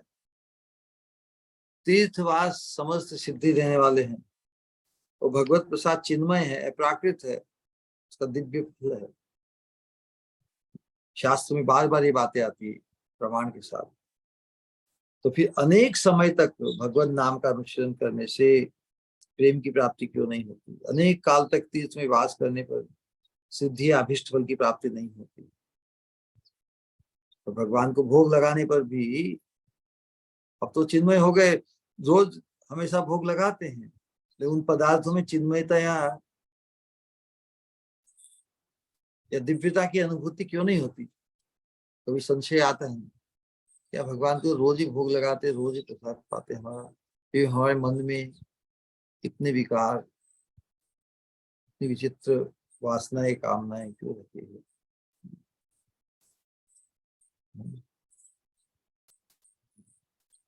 और यदि ये कहा जाए कि भाई अपराधों के कारण ऐसा होता है, अपराधों के कारण ही हमारा नाम का अनुशीलन, तीर्थ का वास और भगवत प्रसाद का सेवन, ये कुछ भी अपना मुख्य फल, चिन्मय फल, प्रेम फल, प्रेम धन नहीं प्राप्त होता। अपराध के रहने से इन फल की प्राप्ति नहीं होती। तो फिर अपराधी व्यक्ति को फिर भजन करने से कुछ लाभ होगा ही नहीं। और भक्ति के अंग गुरु पादाश्रय आदि से उसका क्या प्रयोजन उस अवस्था में? अपराध युक्त अवस्था से में यदि वो श्रवण कीर्तन करे तो भी उसको मुख्य फल नहीं मिल रहा है, अनंत काल से हम देख रहे हैं। और अपराध की अवस्था में फिर भक्ति के अनुशीलन, भक्ति के प्रवेश द्वार रूप जो गुरु पादाश्रय है, क्योंकि गुरु पादाश्रय के पहले भी भजन कीर्तन करते हैं ना, क्या लाभ, कैसे संभव हो सकेगा? तो उसको ही समझाने के लिए जो ज्वर का उदाहरण दिया था, अपराध कैसे भी हो, लेकिन साधक के जीवन में ही तो अपराध माने जाते हैं। अपराधों का दुष्परिणाम या जो दंड हम भोगते हैं वो भी भगवान की कृपा ही है। तो अपराधी व्यक्ति को भी यहाँ पे निरुत्साहित नहीं किया गया। यहाँ पर हम सभी अपराधी ही हैं, हमको प्रोत्साहित किया जा रहा है कि हम भी अपराधों से, अपराध के कारण ही हमें अभिष्ट सिद्धि हमें नहीं मिल रही है। अपराधों के कारण ही हमारे जीवन में अनेक कर्मणा मनसा वाचा विपरीत भाव है। अपराधों से मुक्त हम जागृत होकर रहेंगे तो फिर वापस हमारा भी श्रवण कीर्तन में, नाम में रुचि,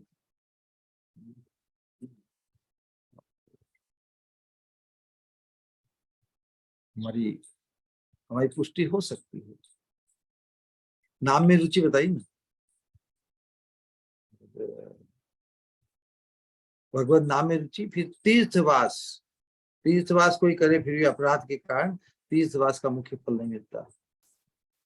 तो भगवत प्रसाद ग्रहण करना भी, तो भगवत नाम अपराध युक्त अवस्था में भी उसकी कृपा कंप्लीटली समाप्त नहीं हो जाती। तीर्थवास का भी प्रभाव पूरा समाप्त नहीं हो जाता। महाप्रसाद का ग्रहण करना भी निष्फल नहीं होता।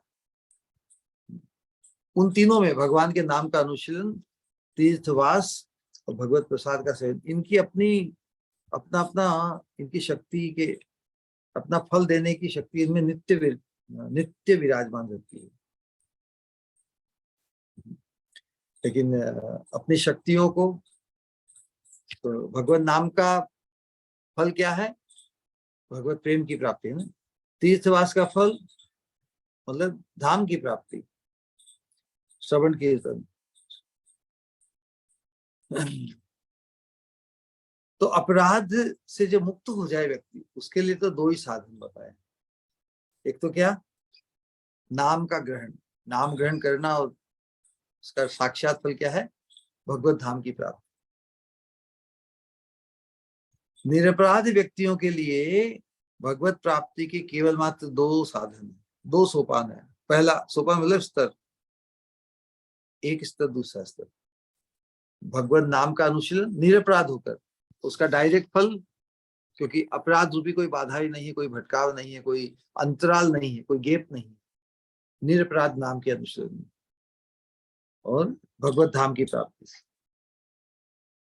लेकिन हम देखते हैं कि निरपराध व्यक्ति साधक संसार में बहुत ही बिरले हैं।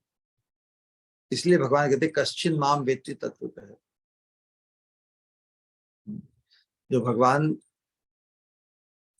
जिसका भगवान में अनुराग उत्पन्न हो जाता है, भगवान के प्रति हृदय में अचल भाव, किसी अचल भाव संपन्न महत् पुरुष के संग सानिध्य में आकर उनकी कृपा से वही शुद्ध अचल भाव भगवान के प्रति किसी के हृदय में स्थानांतरित हो जाता है, तो वो भी निरपराध हो जाता है। फिर उसके जीवन में अपराध करने का कोई प्रलोभन, कोई भटकाव रहेगा ही नहीं। लेकिन वैसे व्यक्ति बहुत बिरले हैं। हम देखते हैं कि हमारे अपराधों के कारण ही हमें वर्तमान शरीर, अनंत जन्मों से ही भौतिक जगत, नश्वर देह मिलता है अपराधों के कारण। अपराध मुक्त अवस्था में तो सीधा ही भगवत पार्षदत्व की प्राप्ति। हम हमारे स्वरूप के अनुरूप जो चिन्मय रूप है हमारा, जिस भाव में भी साधने भावी वो जहां सिद्ध देह पाई वो तहां। हम यदि प्रेम भक्ति चंद्रिका के मार्गदर्शन में राधा रानी के कैंकर्यत्व की प्राप्ति के लिए मंजरी भाव की उपासना हम करते हैं, मंजरी भाव को पुष्ट करते हैं, मंजरी भाव का अभिमान हम सेवित करते हैं, तो अपराध मुक्त अवस्था में से हमें चिन्मय मंजरी, अति सुंदरी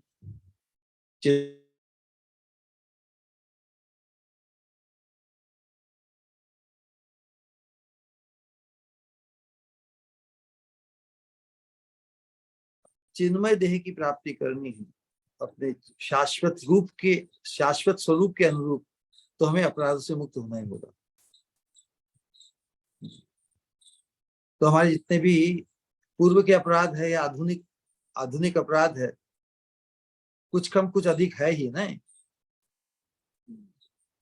तो इसीलिए जो श्रद्धा से प्रेम प्राप्ति के जो सोपान बताए ना, आदौ श्रद्धा तथा साधु संग, भजन क्रिया, अनर्थ निवृत्ति, निष्ठा, रुचि, आसक्ति, भाव, प्रेमी, जो 9 सोपान है, ये वास्तव में यथार्थ ही है ना। ये अपराध मुक्त हुए बिना हम भगवान के भाव राज्य में, जिसका अंकुर है आसक्ति, नहीं प्राप्त कर सकते। आसक्ति चिन्मय होने पर ही वो एकांतिकी होगी। हमारी अनेक विषयों, संसार के विषयों में आसक्ति के कारण ही नाम अपराध होते हैं, है ना। जिन चीज को पाने की हमारी आकांक्षा संसार में बनी रहती है, उन चीज को पाने के लिए अनेक प्रकार के जो पद, प्रतिष्ठा इत्यादि, तो फिर हमारी अनुरक्ति तो फिर संसार में ही है। कहने का तात्पर्य है इन अपराधों से मुक्त हुए बिना हम प्रेम भक्ति मार्ग की ये जो साधना है, भाव भक्ति, इसमें हम आगे नहीं बढ़ सकते।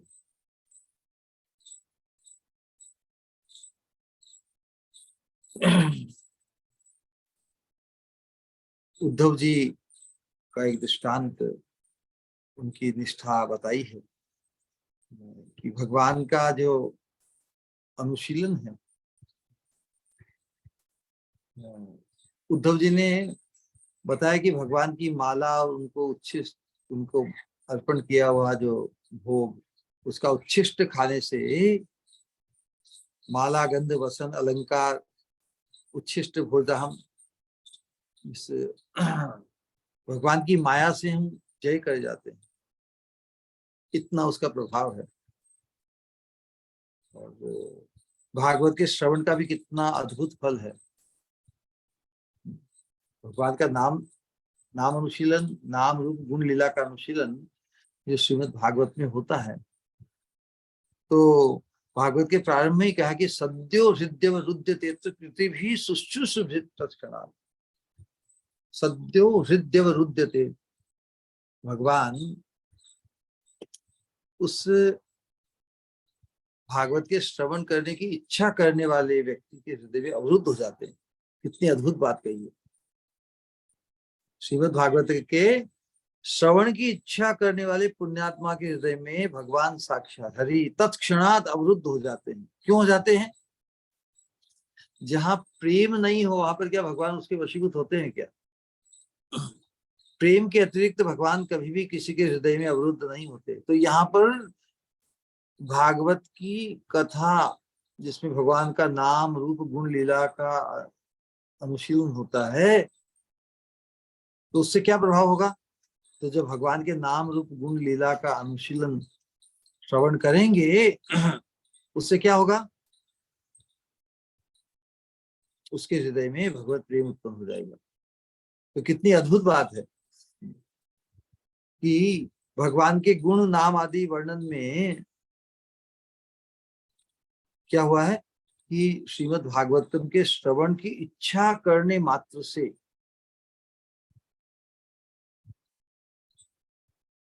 क्या हो जाता है? प्रेम उदय हो जाता है। क्योंकि प्रेम उदय होना ये भागवत के श्रवण की इच्छा करने का फल है। इसलिए भगवान उसके हृदय में अवरुद्ध हो जाते हैं, जिसके हृदय में भागवत के श्रवण करने की इच्छा मात्र जागृत हुई है। अरे इसकी इच्छा हुई है तो ये भागवत का श्रवण करेगा, और भागवत के श्रवण के प्रभाव से भगवान के नाम रूप गुण लीला के अनुशीलन से इसके हृदय में प्रेम उत्पन्न होगा। उस प्रेम के वशीभूत में भगवान वशीभूत होने के लिए नए नए ग्राहक ढूंढ रहे हैं। हम सब बद्ध जीवों में जब भी भागवत के श्रवण की इच्छा जागृत हो जाएगी, भगवान एकदम आकर वहां पर अवरुद्ध हो जाते हैं कि मुझे इस प्रेमी हृदय का जो हृदय की सौरभ, इसके हृदय में जो प्रेम की सौरभ उत्पन्न होगी, उसको प्राप्त करने का जो लोभ है भगवान को हमेशा बना रहता है। धाम में भी मथुरावास ब्रजवास का भी महत्व बताया है। इसकी महिमा वैकुंठ में, वैकुंठवास से भी श्रेष्ठ, इसलिए जो ब्रज के उपासक, ब्रज रस के उपासक है, वो वैकुंठ की निष्ठा उनकी नहीं है। वैकुंठ से भी श्रेष्ठ मधुपुरी का वास, एक दिन का वास करने पर भगवान के मेरी भक्ति प्राप्त होती है। ये ब्रज भक्ति, कृष्ण भगवान कृष्ण भक्ति की प्राप्ति, ब्रज भक्ति बड़ी दुर्लभ है, क्यों वैकुंठ में तो उपलब्ध है ही नहीं। वहां तो लक्ष्मीपति नारायण का ही भाव है। एक दिवस मथुरा वास करने पर ब्रज भक्ति उत्पन्न हो जाती है, भगवान ऐसा कहते हैं। भगवान के प्रसाद का, तो भगवान के नाम का अनुशीलन, भगवान के धाम का वास का प्रभाव और भगवत प्रसाद या भगवान को अर्पित नैवेद्य जो वस्तु है उनका सेवन करने से हम भगवान की माया से मुक्त हो सकते हैं, अर्थात उसके दुष्प्रभाव रूप जो अपराध है वो हमसे होते। साधकों के जीवन में जो माया है वो यही अपराध रूप माया ही है। तो इसीलिए जो उदाहरण दिया है वो यही है कि ये स्थिति होते हुए भी प्रबल ज्वर की स्थिति में जिस प्रकार अन्न भोजन आदि रुचिकर नहीं लगते ना, संभव नहीं है, रुचिकर ही नहीं, उसमें उसके प्रति आकर्षण ही नहीं होता और न उनसे पुष्टि होती है।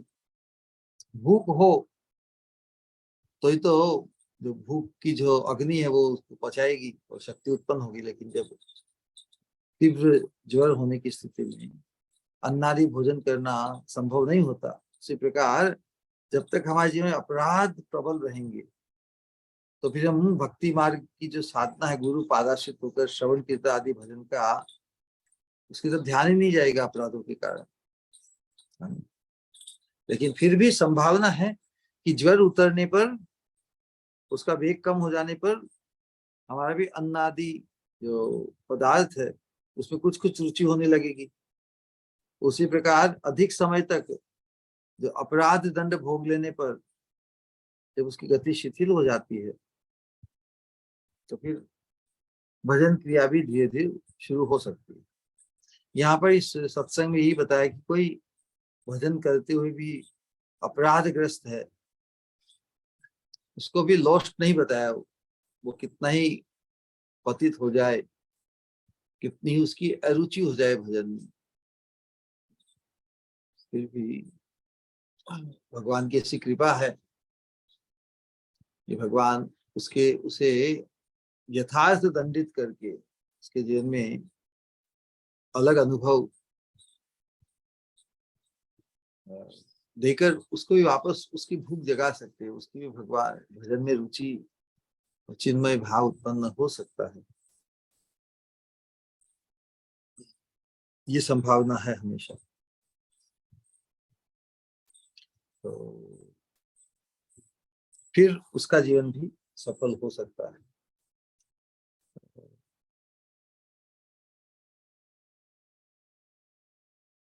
तो महाऔषधि क्या है फिर?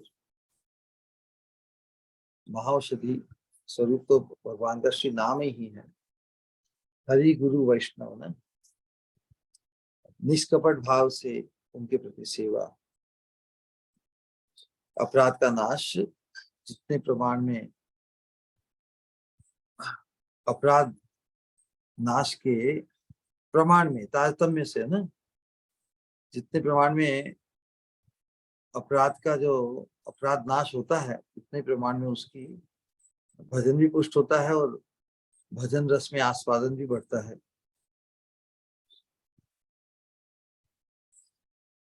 इसलिए हम सभी साधकों को यहाँ पर यही बताया कि भगवान का नाम रूप गुण, उसमें तत्क्षणात इमीडिएट प्रेम दान करने की सामर्थ्य रहने पर भी अपराधों के कारण, हमारे अपराधों के कारण ही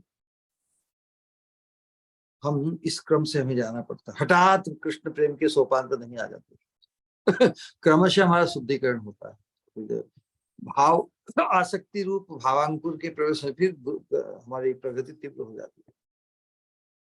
आसक्ति के पहले स्लो प्रोसेस अपराधों के कारण होता है, क्योंकि आसक्ति हमें भगवान में अनुरक्त कर देती है। जो एकांतिक होती है उस आसक्ति के होने पर फिर दूसरे पदार्थों संबंधों में आसक्ति नहीं रह सकती, इसलिए अपराध भी नहीं है। तो इतना कहकर हम अपनी वाणी को विराम देते हैं। किसी का कोई प्रश्न या जिज्ञासा हो तो। हरे कृष्णा।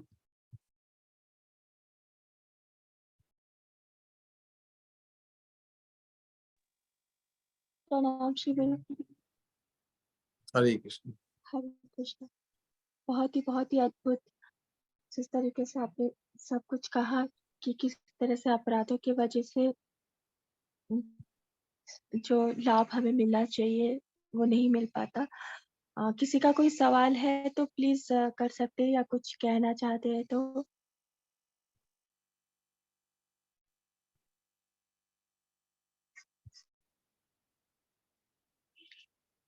हाँ पूजा मारी जी, आप अनम्यूट कर सकते हो। हरे कृष्णा। प्रणाम श्री गुरु। बहुत बहुत धन्यवाद। हरे कृष्ण। बहुत बहुत गहरी बातें थी जो कभी सोचे भी नहीं थे कि ये भी होता है। नहीं तो सच में खुद को तो ऐसा लगता है कि अरे हम तो दूसरों में दोष भी नहीं देखते, हमको क्या करना है। बहुत छोटी छोटी बातें समझ में आई श्री गुरु। प्रश्न मेरा एक जनरल था। जैसे इन साल भर में मैं जो अभी जैसे मारवाड़ियों में जो भी त्योहार वगैरह होते हैं, गनगौर हुआ, तीज हुआ, ये सब अब मैं मतलब खाली हाथ जोड़ लेती हूँ और ज्यादा ध्यान अपनी थोड़ी साधना भक्ति जो भी अपन करते इस पे देती हूँ। तो गीता में मैं परसों जब पढ़ रही थी तब ऐसा आया था कि भगवान कह रहे हैं कि जो ये धर्म अच्छे से निभाए हैं ना, वही मुझे समझ पाते हैं।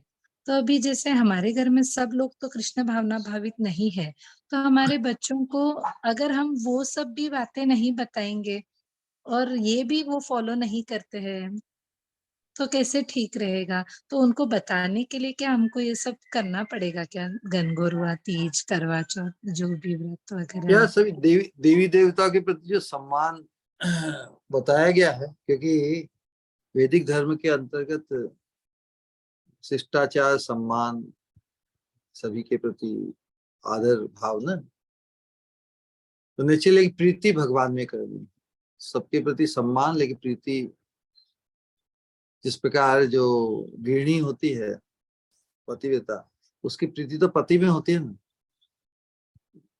ये सम्मान सभी, क्योंकि पति के संबंध से उसके घर में सभी कोई, तो प्रीति के कारण, पति के प्रति प्रीति के कारण उसका सम्मान सबके प्रति होता है। वैदिक धर्म में भी जो अनेक प्रकार के अनुष्ठान, उपासना, लोक संग्रह के लिए, गृहस्थाश्रम में विशेष रूप से साधक के लिए उचित है उनका, उनमें पार्टिसिपेट करना, लेकिन हमारा आवेश उसमें नहीं होगा। एक तो किसी में रंग जाना, रचा पचा हो जाना और उसी उसी उसी को अपनी सफलता मानना। हमारी आसक्ति तो एक में ही होगी ना, आसक्त नहीं होनी। तो धर्म का आचरण सब यही तो आदर का भाव, अतिथि के प्रति और देवी देवताओं के प्रति, क्योंकि वो भगवान के इस भौतिक जगत के संचालन के लिए उनके पदाधिकारी हैं, उनके उनके उनके द्वारा नियुक्त हैं। तो जब तक हम शुद्ध भक्ति की समझ या उसका अधिकारी होने की लालसा हमारे हृदय में नहीं जाती, तब तक ये जो ऑल्टरनेटिव मतलब कुछ न कुछ तो हो धर्म के अंतर्गत, पूजा, देव उपासना, किसी के प्रति तो व्यक्ति झुके। ईश्वरो हम अहम भोगी सिद्धो हम बलवान सुखी। जीव खुद को ही ईश्वर नहीं मान ले, इसलिए धर्म है। धर्म अर्थात जो झुकावे है ना। हम अनुगत हैं। धर्म पालन मतलब हम स्वतंत्र नहीं, हम अनुगत हैं। इस बात को हमारे चित्त में बैठाने के लिए ही धर्म दिया गया। तो उसके अंतर्गत भी परम धर्म भी है। तो जब तक हम परम धर्म के अधिकारी नहीं बनते तब तक इन धर्मों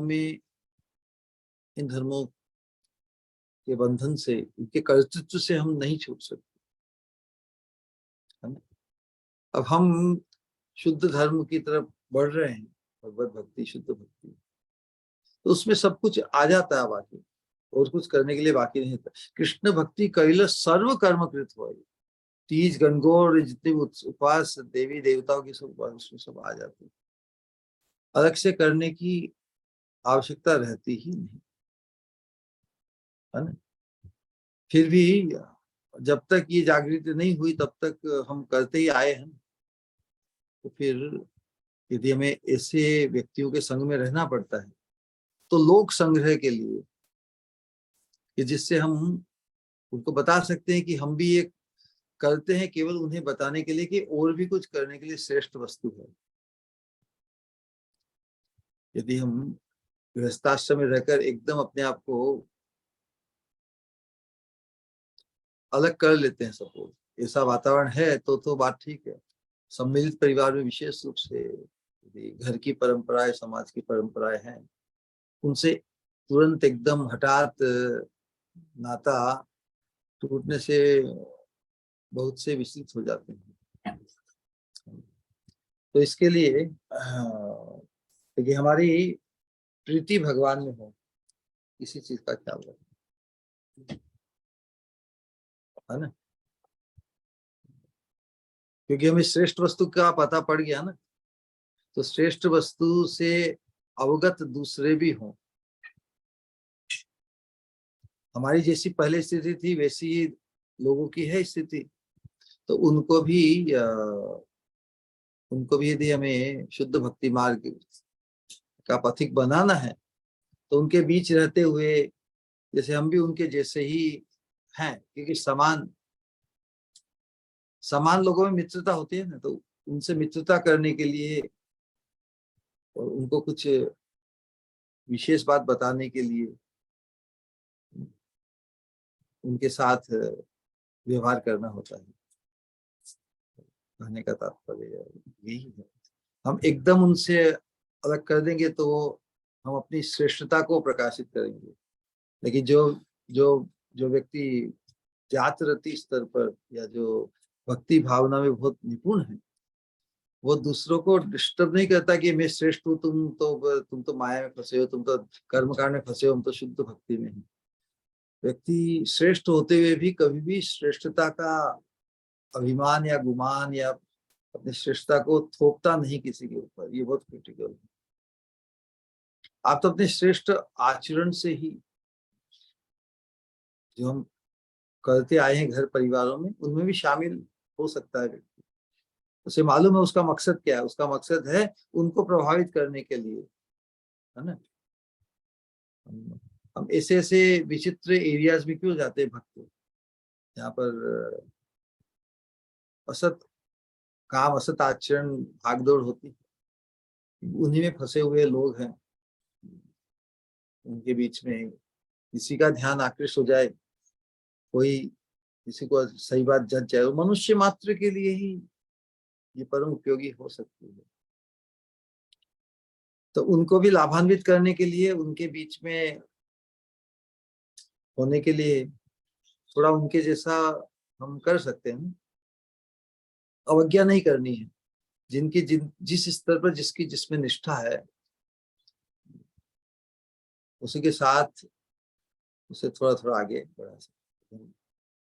शुरू में एकदम अपने आप को अलग मान लेंगे और विवाद उत्पन्न होगा, उससे हम अपनी श्रेष्ठता को उन पर थोपना चाहेंगे तो फिर जो कार्य हम करना चाहते हैं दूसरों के हित के लिए, वो नहीं कर पाएंगे। तो ये बहुत क्रिटिकल चीज है। लेकिन शुद्ध भक्ति मार्ग में आने के बाद में हमें हमारी जो मुख्य निष्ठा और मुख्य आसक्ति, मुख्य आग्रह है, इनका होना चाहिए। बाकी सब तो ये नैमित्तिक धर्म है ना।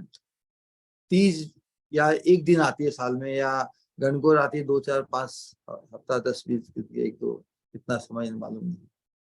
तो नैमित्तिक धर्म ये अपने हिसाब से चलते रहेंगे। कि हमें मुख्य धर्म जो हमारी साधन भक्ति है, नित्य धर्म, उसमें बहुत जागृत होते हुए हम उसकी रक्षा करेंगे। ठीक है। श्री गुरु, लेकिन आपने एक बार ऐसे बताया था ना कि जो सर्वधर्मान परित्यज्य, भगवान भक्तों के लिए ऐसा बोल रहे हैं कि अपन ये अगर दूसरे सब भी फॉलो नहीं करना चाहिए, मतलब अंदर से, जैसे बाहर से बता सकते हैं लोगों को कि हम भी आपके जैसे ही हैं, तो इसमें हम समय व्यर्थ नहीं कमाना चाहिए, ऐसा बताया हाँ, तो था ना। आएगी अवस्था आती है। मैंने कहा ना, अधिकार भेद से है सभी ये जो भगवान कहते सर्वधर्मान परित्यज्य मामेकम शरणम भज। तो हमारे मामेकम शरणम भज, भगवान की शरणागति, ये एकमात्र धर्म है। उसी को हमने मुख्य तो बना लिया ना, मुख्य बना लिया। हमारी जो प्रीति है शरणागति कृष्ण के प्रति ही है। तो उसमें हम तो कॉम्प्रोमाइज नहीं करेंगे, लेकिन जिन दूसरों के साथ हम रह रहे हैं उनको यदि हम प्रभावित करके तुरंत उनको भी अपने स्तर पर ला सके तो बहुत बढ़िया है। और यदि ला नहीं सके तो विवाद उत्पन्न होगा, दूरी उत्पन्न होगी, और हम अपने ही घर में जैसे विपरीत प्रभाव आ सकता है। तो सबसे पहले हमारा कर्तव्य है कि हम खुद पूर्ण परिपक्व बने और हम दूसरों के लिए आदर्श बन सके, इतने श्रेष्ठ बने। लेकिन हमने श्रेष्ठ होने का दावा कर दिया और श्रेष्ठ होने अपनी श्रेष्ठता को थोप दिया दूसरों के ऊपर, तो उससे विपरीत परिणाम आ जाता है। साधक के जीवन में कभी भी ऐसा कभी माने ही नहीं कि मैं श्रेष्ठ हूं। ये बहुत उन्नत अवस्था है। श्रेष्ठ होते हुए भी खुद को श्रेष्ठ नहीं मानते।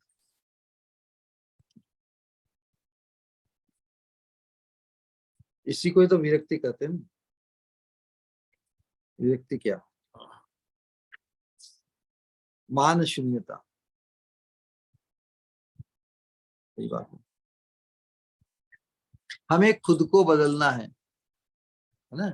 खुद को बदलेंगे तो दुनिया हमारे इर्द गिर्द को बदलने लगेगी। लेकिन हम खुद को पूरा परिपक्व किए बिना, इस चीज को अच्छी तरह से समझे बिना, हमें अपनी प्रगतिशीलता की रक्षा करनी है। हम ऐसा वातावरण क्रिएट नहीं करें कि हमारे लिए ही कोई दूसरे विघ्न बन जाए। हमें सुचारू रूप से अपनी भक्ति की प्रगति की रक्षा करते हुए दूसरों को भी प्रोत्साहित करना है। कभी भी ऐसा एहसास नहीं करना कि हम उनसे श्रेष्ठ हैं या वो इतने श्रेष्ठ नहीं हैं। ये बहुत आवश्यक है, क्योंकि फिर तो हम भक्ति की जो कीर्ति है हमारे जीवन से, हमारे माध्यम से उनको जो लाभ होने की संभावना, वो भी नष्ट हो जाएगी। तो जितना वो उनको पार्टिसिपेट करा सके सत्संग में, उतना लाभ दिलाएं। और व्यक्तिगत और सामूहिक, कभी कभी जो परिवर्तन परिवारों में आता है, कभी कभी एक साथ आ जाता है, कभी कभी धीरे धीरे आता है, लेकिन हमें मुख्य वस्तु को पकड़ के रखना है। दूसरे धर्म निभाने भी पड़े, नैमित्तिक, उनको निभाते हुए भी हमें जो मुख्य धर्म है, नित्य धर्म है, उसकी रक्षा हो। ऐसा नहीं कि नैमित्तिक धर्म के निभाने में हम नित्य धर्म को गौण कर दें। हमारा जो नित्य धर्म है, भक्ति की साधना, वो इमरजेंसी है, उससे हम कॉम्प्रोमाइज नहीं करेंगे। उससे कॉम्प्रोमाइज नहीं करते हुए भी गृहस्थाश्रम में विशेष रूप से नैमित्तिक धर्म को भी निभाते हुए जो लौकिक और जो वैदिक धर्म है, विशेष रूप से पिंडदान इत्यादि, ये धर्म के अंतर्गत एक परंपरा है। महाप्रभु ने भी अपने गारहस्थ जीवन में पिता के श्राद्ध कर्म करने के लिए गया इत्यादि गए थे। तो महाप्रभु जब संन्यास लेने के बाद में फिर इन धर्मों से, प्रत्येक आश्रम का अपना धर्म होता है, उस लोक संग्रह के लिए, लोक शिक्षा के लिए धर्म को निभाते हुए हमें परम धर्म में प्रतिष्ठित रहना है। ऑलराइट। जी श्री गुरु, बहुत बहुत धन्यवाद। प्रणाम। हरे हरे कृष्ण। हमें खुद को विशेष नहीं मानना है, लेकिन हमें इस प्रकार आदर्श जी के दूसरे हमें विशेष मानने लगे, दूसरे में विशेष माने फिर भी खुद को विशेष नहीं मानना है। समझाई बात? यही हमारी विशेषता होगी। यदि क्योंकि हम खुद को विशेष मानने लगे तो फिर हमें दूसरे कोई विशेष लगेंगे ही नहीं। हमें तो प्रोत्साहित करके दूसरों को विशेष बताना है कि भाई तुम कितनी विशेष हो। देखो तुम्हारे कोई भी किसी भी रीति से उनकी प्रशंसा करते, उन्हें प्रोत्साहित करना है कि वो भी कि भाई तू भी तो राधा रानी की किंकरी होने की अधिकारी है, या तुम भी तो कृष्ण के संगी बनने के अधिकारी हो। तो उस अधिकार को समझो, उस पोटेंशियल को समझो। अपने हित की बात कौन नहीं सुनना चाहेगा बताओ, है ना? हमारा लक्ष्य किस तरफ है, उस लक्ष्य का उजागर उनको भी तो करें हम। कौन मनुष्य जो नहीं सुनना चाहेगा? कौन मनुष्य जो अयोग्य है? अयोग्य है पुरुषो नास्ति। तो उसकी जो पोटेंशियल, उसकी योग्यता के अनुरूप उसे श्रेष्ठ चीज का करो कि हम भी भगवान के संगी बन सकते हैं, हम भी चिन्मय शरीर को प्राप्त कर सकते हैं, हम भी ऐसा शरीर प्राप्त कर सकते हैं जो परम आनंदमय, रोग मुक्त, है ना, वृद्धावस्था मुक्त, मृत्यु से मुक्त, ऐसी स्थिति हम भी पा सकते हैं, है ना। श्रेष्ठ किसी को उसके लिए श्रेष्ठ वस्तु से परिचित कराने में तो हमें कंजूसी नहीं करनी चाहिए ना। ऐसा थोड़ी कि बस मुझे तो प्राप्त हो गया, अब दूसरे से मुझे कुछ लेना देना नहीं, क्योंकि वो समझते, मनुष्य मात्र समझ सकता है। वो मनुष्य मात्र को समझाने की जिम्मेदारी या ये कार्य हम सभी, जो समझ गया है इस बात को, अपनी श्रेष्ठता, अपने स्वरूप की, उसकी जिम्मेदारी बनती है कि वो औरों को भी ये बात समझाए। किसी ने हमको समझाया ना, हमारी नहीं समझते हुए भी किसी ने हमको समझाया। उसी प्रकार वर्तमान में जो नहीं समझ रहे हैं उनको भी समझाने की अटकल हमें निकालनी चाहिए। अपने कर्तव्य को, अपने नित्य धर्म को खूब प्रबलता के साथ, खूब दृढ़ता के साथ हमें उसके साथ रहना है। ठीक है ना? जी श्री गुरु, धन्यवाद। हरे कृष्ण। प्रणाम। और किसी का कोई सवाल है तो पूछ सकते हो। श्री गुरु, मेरा एक सवाल था, पूछूं? हाँ। जैसे आपने कहा कि भगवत नाम का गुण अनुशीलन करते रहो फिर भी प्रेम प्राप्त नहीं हो, तीर्थवास, भगवत प्रसादम, ये 3 चीज करते वक्त भी अपराधग्रस्त अगर व्यक्ति होता है तो ये तीनों चीज का जितना फल होना चाहिए उतना प्राप्त नहीं होता।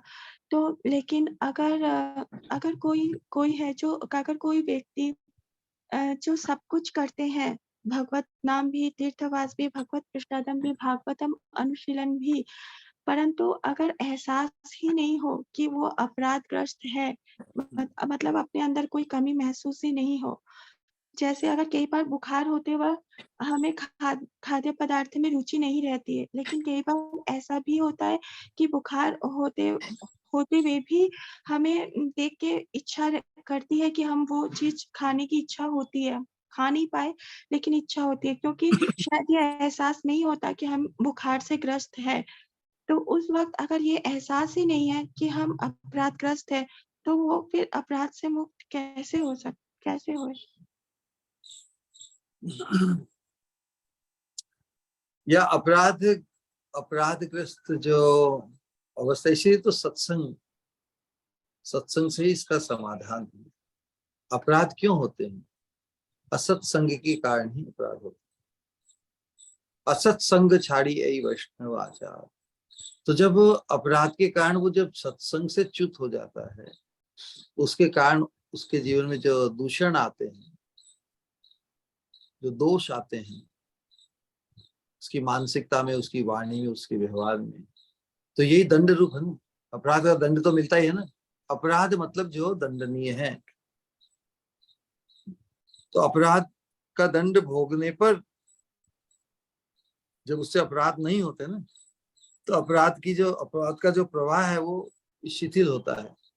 तो जब अपराध का प्रवाह जब समाप्त होता है तो वापस उसकी भजन में, नाम अनुशीलन में, प्रसाद सेवन में वापस उसकी रुचि उत्पन्न हो सकती है। अपराध ही है, अपराध का पहाड़ ही उसे बाधित करता है भगवान नाम में रुचि होने से, भगवान के नाम के प्रसाद के आस्वादन में। तीर्थवास का जो फल है, तो मुख्य फल है, अपराध ही उसको ढक देता है ना। अपराध, राध मतलब तुष्टि, भगवान जिनको तुष्ट हम कर, उनकी तुष्टि में बाधा आ जाती है।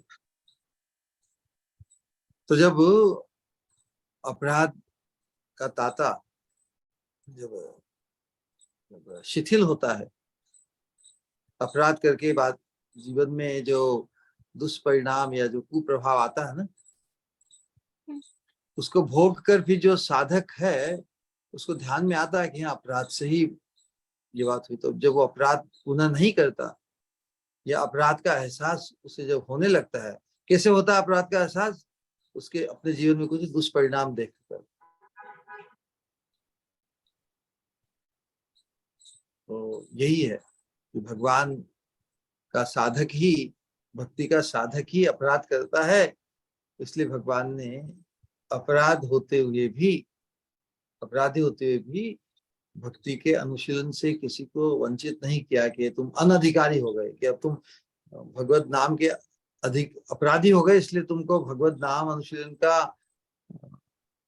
अधिकार नहीं है, या तुम डिस्क्वालीफाई हो गए ब्रजवास करने के लिए, या तुम महाप्रसाद का सेवन नहीं कर सकते। महाप्रसाद का सेवन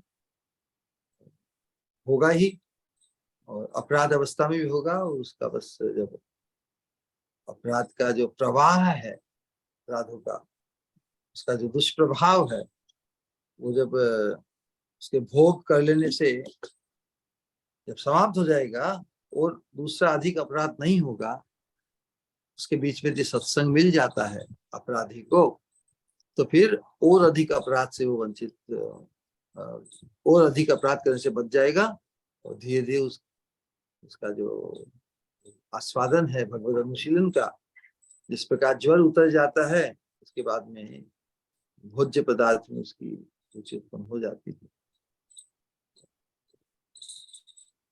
तो उसका भी उद्धार हो सकता है। यहाँ पे इसीलिए पूर्व प्रश्न उठाया ना कि जो अपराधग्रस्त है उसके जीवन में फिर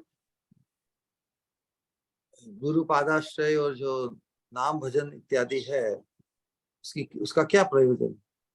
उसके लिए भी प्रयोजन। हम सभी तो अपराधी रहे ही है ना कभी, आज भी कितने अपराध से ग्रस्त है, लेकिन सत्संग के प्रभाव से हमें हमारी जो वर्तमान स्थिति है अपराधग्रस्त या अपराध मुक्त होने की तरफ हम जो बढ़ रहे हैं, उससे हम अवगत होंगे, और फिर यथार्थ प्रयत्न या प्रयास साधना अपनाएंगे, जिससे अपराध मुक्त होकर हम पूर्ण जो नाम की, जो शुद्ध नाम की आवृत्ति से, शुद्ध नाम के अनुशीलन से, नाम के शुद्ध अनुशीलन से हमें भी भगवत प्राप्ति, परम फल, प्रेम फल, कृष्ण प्रेम फल हमें भी प्राप्त हो सके। ठीक है। एक और बात पूछनी थी।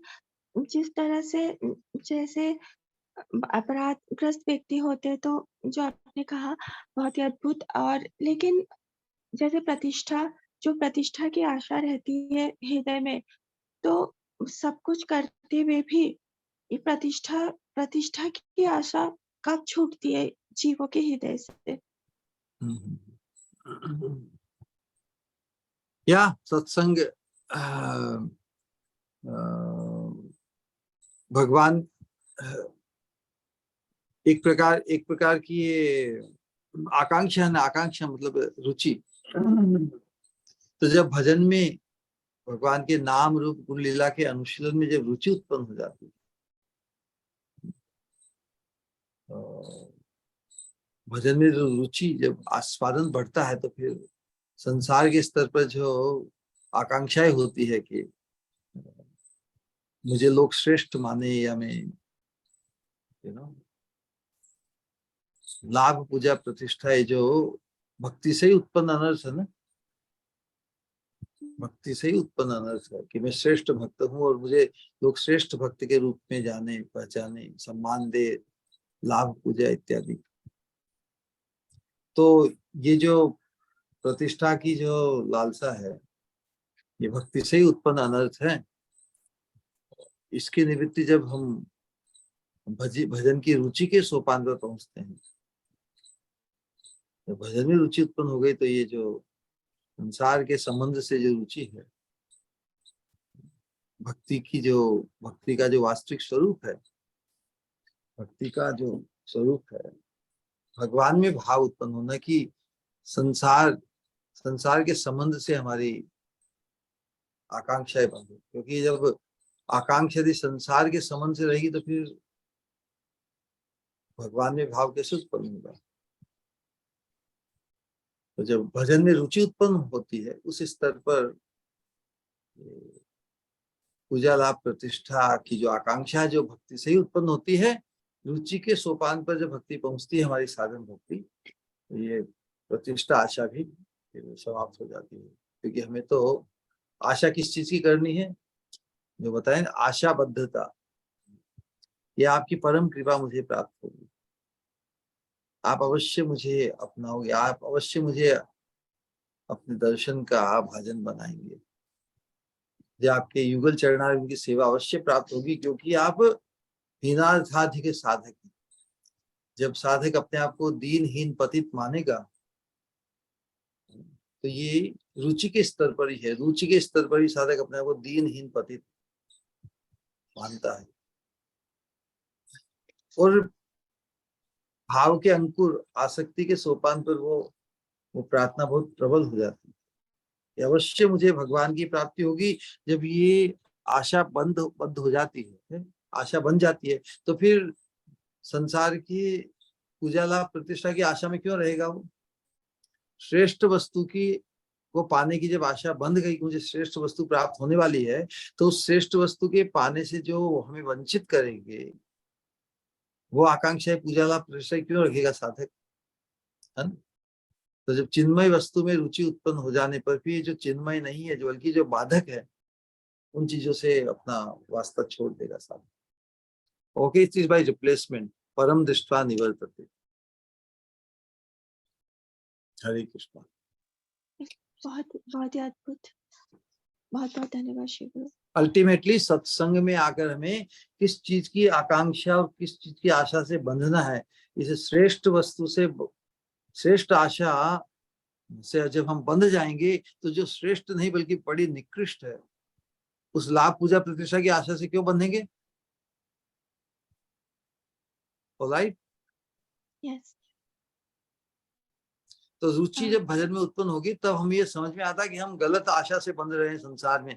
भक्ति तो दिखावे की कर रहे हैं, भक्ति करते हुए भी हमारी जो आकांक्षा और आशा है, वो चिन्मयी वस्तु से नहीं, ये ग्लानि उत्पन्न होगी। ठीक ना। बिल्कुल। ऑलराइट, हरे कृष्णा कृष्णा मुझे कुछ कृष्णा। कहना है। कहो।